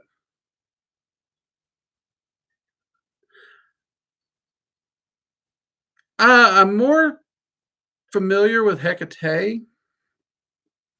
At least that's the one I've worked with. Hecate, I'm not uber familiar with from Egyptian.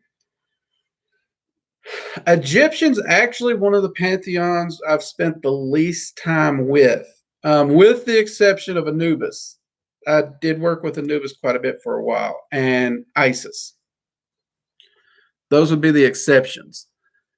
But my work with Hecate, that was actually pretty early on in my career. And back then, she was not a goddess you heard a lot about because that was still when anything that could remotely be viewed as dark was not mainstream. It was highly avoided. But I enjoyed working with her. I really did. She was a no nonsense goddess. She was very straightforward. And when it came to breaking bad habits and destroying or killing habits and cycles in your life that were not beneficial to your growth,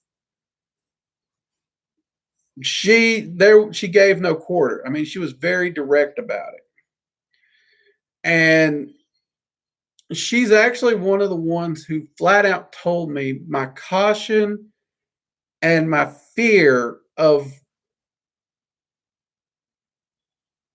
magic and my pursuit into it was the very thing that was stopping my growth and holding me back.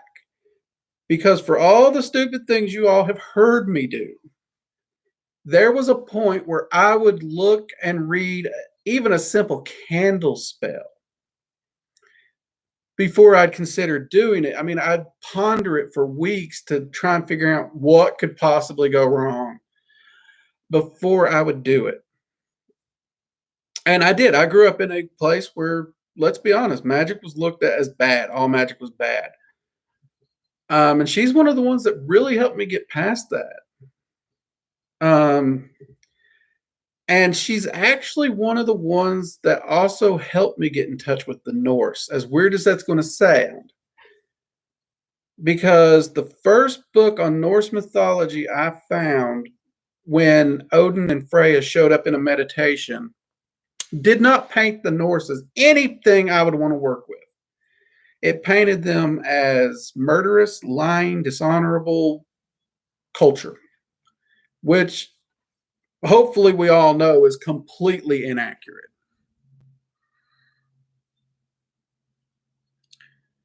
All right, Linda, then let's do Hecate.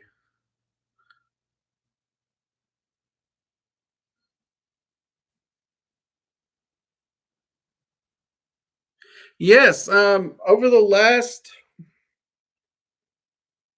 I'd say 7 years, Hecate's been growing more and more amongst the everyday goddesses that are mentioned. Um, when I was on the West Coast, there was a standard festival not far from where I was, the Hecate Sickle Festival. One of my students would go every year, and every year she'd come back and just gushing with all she learned. And a lot of it is about facing that fear and totally just jumping into the areas you're not comfortable in.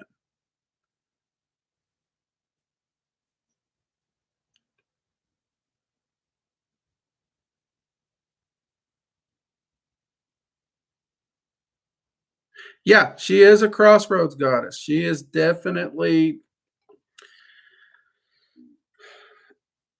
and that a lot of people don't, I don't think they give enough credit to those crossroad dwelling entities,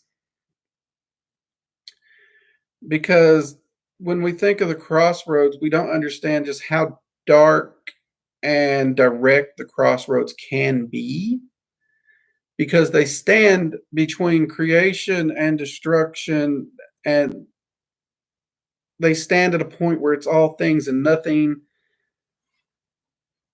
And those entities that reside there and have power and dominion in those areas, they can hit you with some serious truths quickly.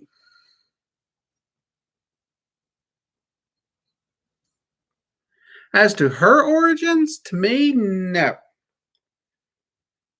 Um, and as naive as it's going to sound, back then when searching, I wasn't too concerned with human or life origins.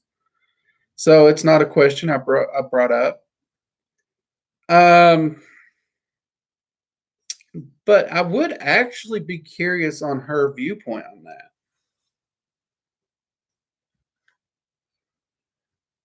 I mean, it's been a long time since I've worked with her, and I should probably do another working with her. I might actually do that.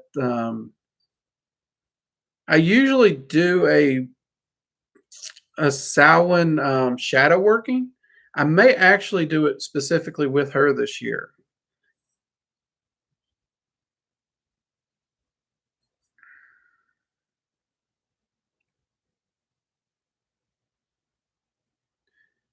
Do you mean trance work, Peachy?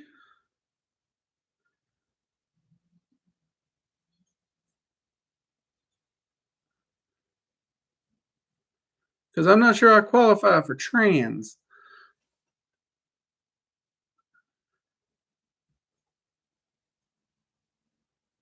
Uh, yeah. Well, the New Orleans voodoo I was initiated into, they don't work with Esu, they work with Legba. But yeah, I can understand that. Yes, I'm actually wanting to do some videos on the trance work.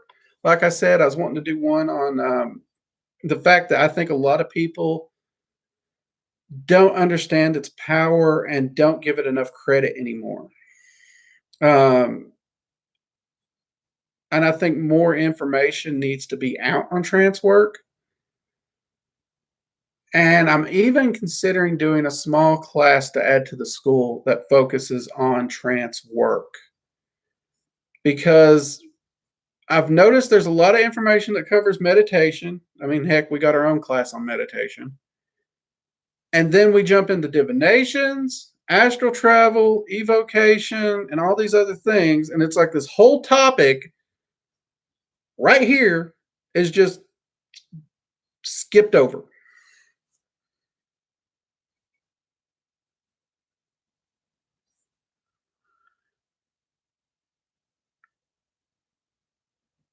Okay, well, I'll put the video on the docket and I'll try and get it out soon. Clearly, we've got the next two videos already figured out. So unless something jumps in that has to go before it, I'll try and make it the third video. As to the class, I'll have to work out the logistics. Because honestly, trance work, it is a very powerful thing. I would say a good chunk of my practice was trance work for a long time because you can cross into those other realms and manifest practically anything you want. I mean, it was the backbone practice of shamans.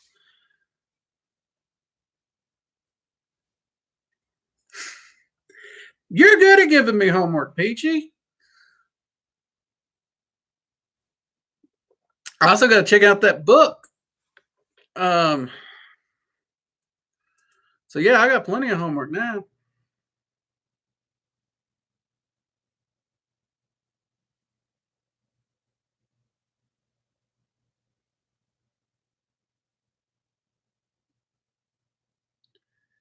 Will, when it comes to voodoo and voodoo, my rule of thumb, and the reason I don't actually talk about it a lot on the channel, and well, I actually haven't done videos on it at all. It is an initiatory system, and it's generally not a good idea to dive into it without getting initiated. And there's so many things that need to be done in ways to respect the spirits and everything that is one of the few systems where I would generally put initiation as almost like 90% required, if not 100%. But, and well, when it comes to any system, if it has an initiation, don't claim it if you've not been initiated. That's also just hands down. Like Gardnerian Wicca, they're very initiatory forward. So if you're not initiated, don't raise your hand and say you're Gardnerian. That's just respectful and respecting their traditions. That's not to say you're not Wiccan, but voodoo is a beast of its own, and the magics that's worked in there drastically differ from other systems of magic I've encountered. So Yeah, it's an area where caution's a good thing. It's a good thing. And there's plenty of other magics out there that aren't as hard to get into.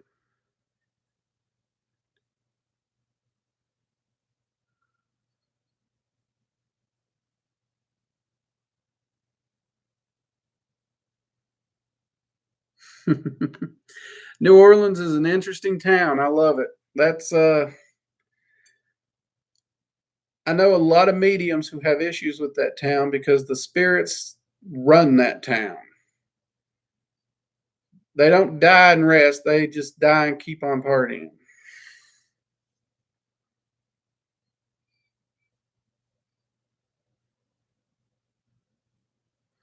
So I mean, it's a beautiful town, and it's overwhelming for a lot of people who are sensitive to those. It is. It can be very overwhelming.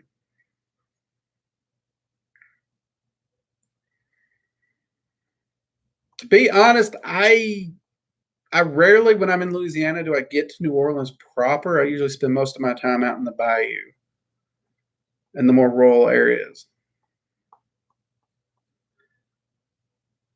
Though when I'm in New Orleans proper, you can bet I'm hitting up someplace with live music and food. I'm a foodie. Yeah, and I do. I have a big respect for it. Do I think magic requires initiation? No. But if a tradition is built and that tradition requires initiation, you have to respect that tradition. Um, and that's something I think people really miss. They want to grab the title without and claim the tradition without actually following the tradition. And that's a lot that'll get people in trouble every time. And I think it's important to respect those.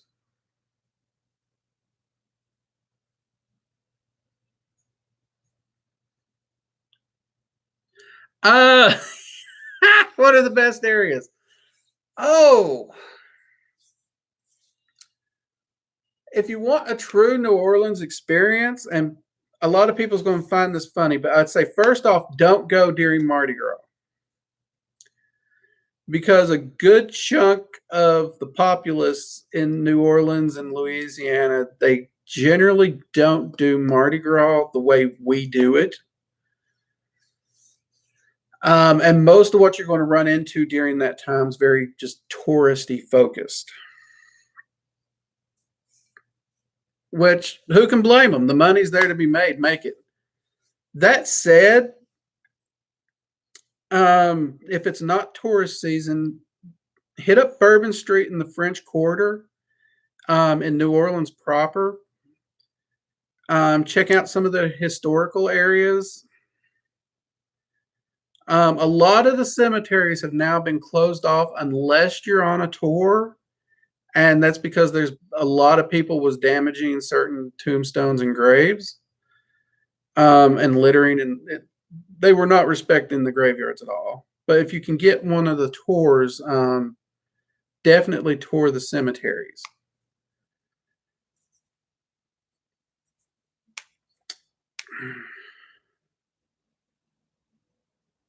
Those are probably the areas where I would hit the most because once you get out into the rural areas, um, the people are fantastic. The food is fantastic. But if you're not used to being in the middle of nowhere with no stops, no gas stations, and just endless swamp, you're not going to enjoy it.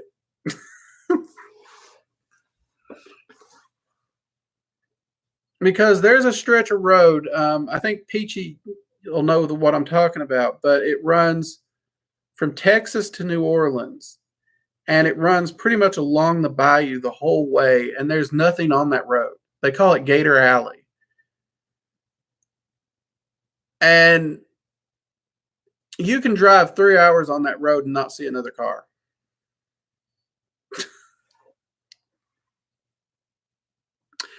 Yes, the view. Yes, the Voodoo Museum is a great visit.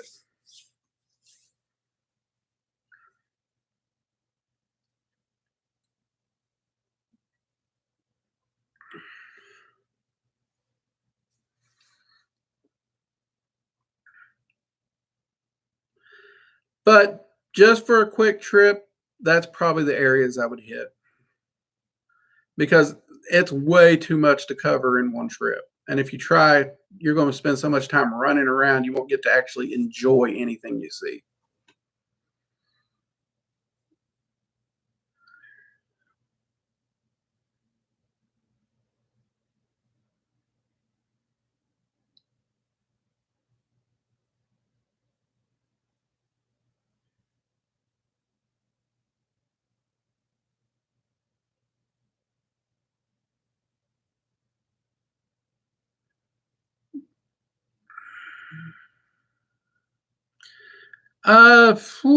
That's a tricky one.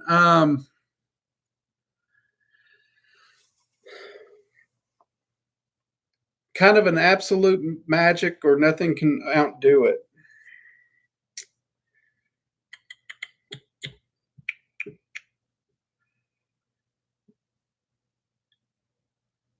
I'm going to have to say no. And the reason I say that is every entity I've worked with has spoken to me of times when they've run up against a wall themselves and things they've had to overcome, even as spirits and entities. And every one of them constantly talks about the power of will. So when it comes down to two conflicting powers, the equilibrium and what absolutely ends up separating the two tends to be the will. Um, that's honestly been my experience across the board. Now, you mentioned the Necronomicon. I know a few practitioners who utilize it. I've done a few experiments with it, but I've not seen anything in there to particularly make me think it's the end all be all that it was made out to be in the Lovecraftian stories.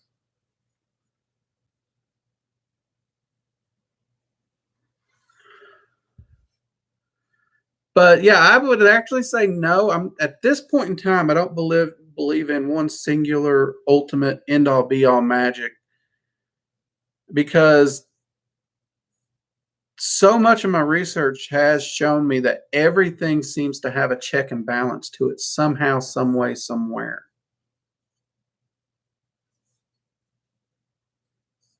And if there was a singular unbeatable, it would be non-existence.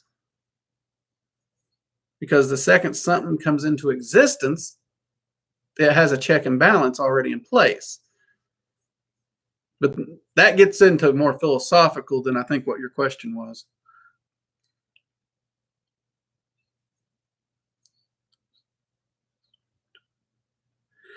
Swamp tours are gorgeous. I have spent a lot of time out in the swamps. Now, if you love nature, you're okay on the water, and you're okay being surrounded by nature that can eat you. The swamp is gorgeous. It is absolutely gorgeous. Now, that said, I have my friend Raven, her dad wanted to take me out gator hunting because that's what he did for like 80% of his income. I never got in a boat with him because there's just part of me that getting in a tiny boat with a crazy Cajun who expects me to hold a rope with a biting, snapping alligator on it while he attempts to shoot a spot that big on it just seemed like an overall bad idea.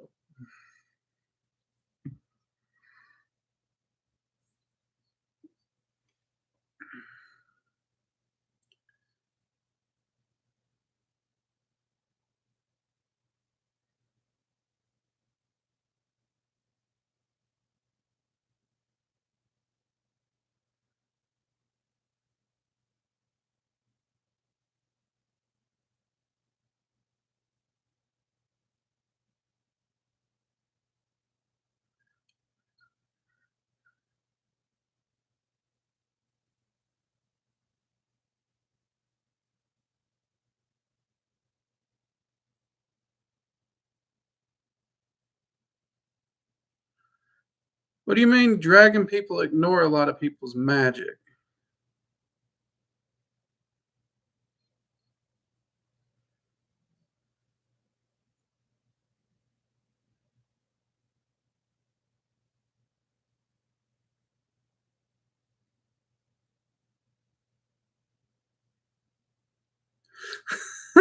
Yeah, right.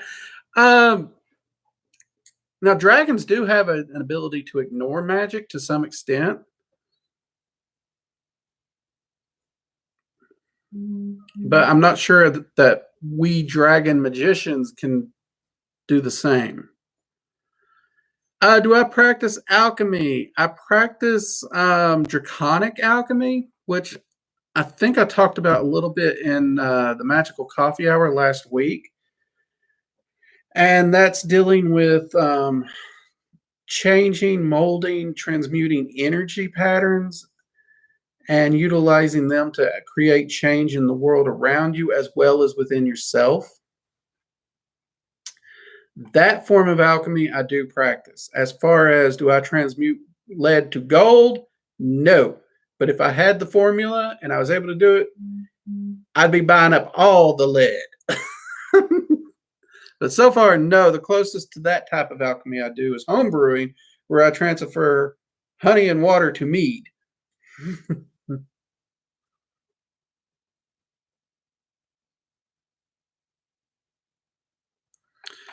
Yeah, as far as that, that's where a lot of your shielding and stuff comes in effect, and also your will. Um, a lot of the smaller magics, if they're not directed forcefully enough, they're not going to get through most people's general protections, even if they're not shielded. Yes, mead is ambrosia. My wife has me making a 5-gallon batch of multiberry mead right now. So, yay. Which we're running low on, so it's needed. I actually did a chocolate mead last year. We still got a few bottles of that. Came out so good. I'm going to tweak that recipe out a bit more.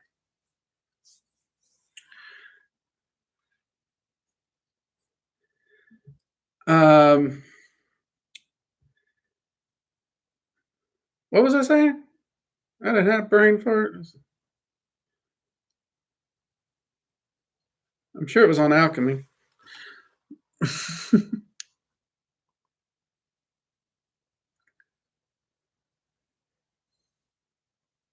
What do I do to stay centered? Well, I have two rituals I do. First off, my first cup of coffee every morning, I sit down with that cup of coffee and I will ground and center my energy through just simple meditation while I'm drinking my coffee, which coffee actually is very heavily laced with earth energy, so it helps with it.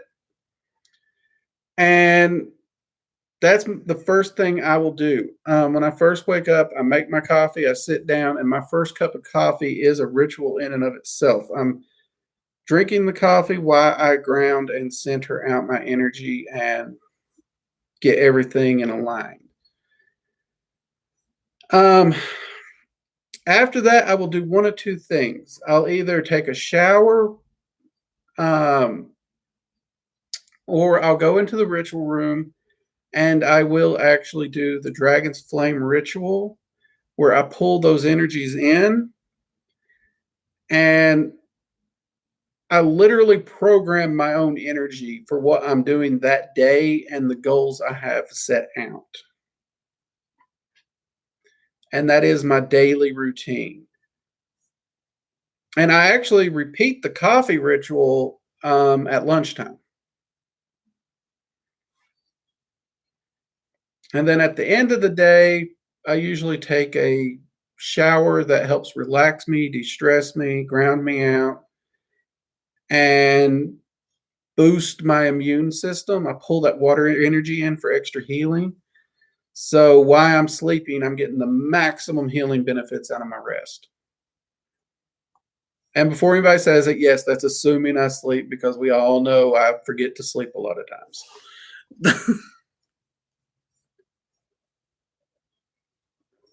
That's my daily energy balancing, focusing ritual routine. And then between there is when I'm doing all my work and any of my research and other stuff. Um, Currently at night, I'm doing my Clifothic rituals. So, oh, no problem. That's a good question because one of the things I love about the live stream is it gives you all a chance to actually ask those questions. What's it like to actually live and work as a mage or a mystic or a practitioner? There's a lot of people talk about it, but then they don't get into the nuts and bolts of the daily life of it. I mean, most people don't think that they can turn that morning coffee into a ritual. But I'll be honest, that might be single-handedly the most productive ritual in my magical career because it does allow me to keep centered, grounded, and focused. And it's just such a simple ritual.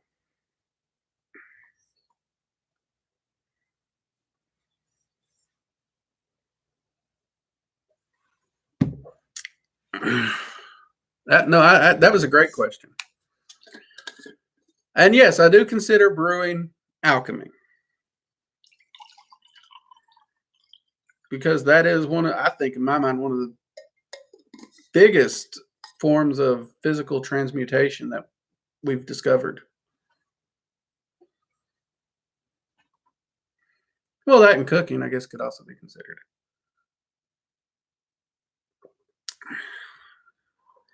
Okay, it is 10 o'clock, so we've been running 2 hours. I think we'll go ahead and cut here. Where did the time go? Y'all have been great. Oh, my goodness. If I ever doubted whether anyone would show up for my live streams, y'all proved me wrong. Y'all showing the love. Every week I've done this, y'all just piled in and you just keep bringing me better and better questions. I'm loving this. So thank you, everyone.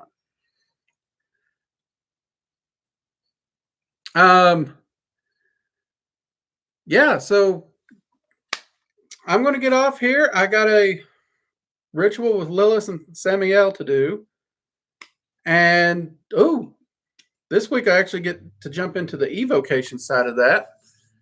I don't even think we got to talk about that this week. Y'all just jumped right in asking questions. It was great.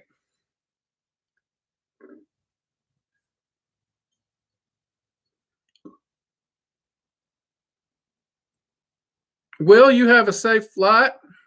I know those red eyes can be rough, and you're welcome. I'm happy to share. Thank you for asking your questions and sharing your insights too.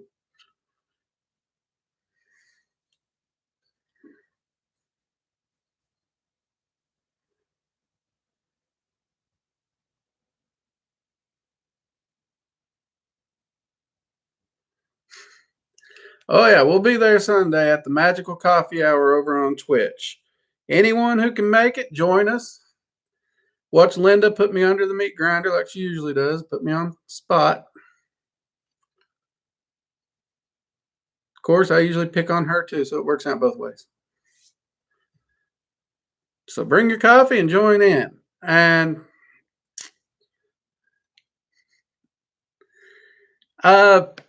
I will try and get the Dragon's Eye video filmed. If I can't get it out this Tuesday, I'll try and have it out at least by the following Tuesday. Okay?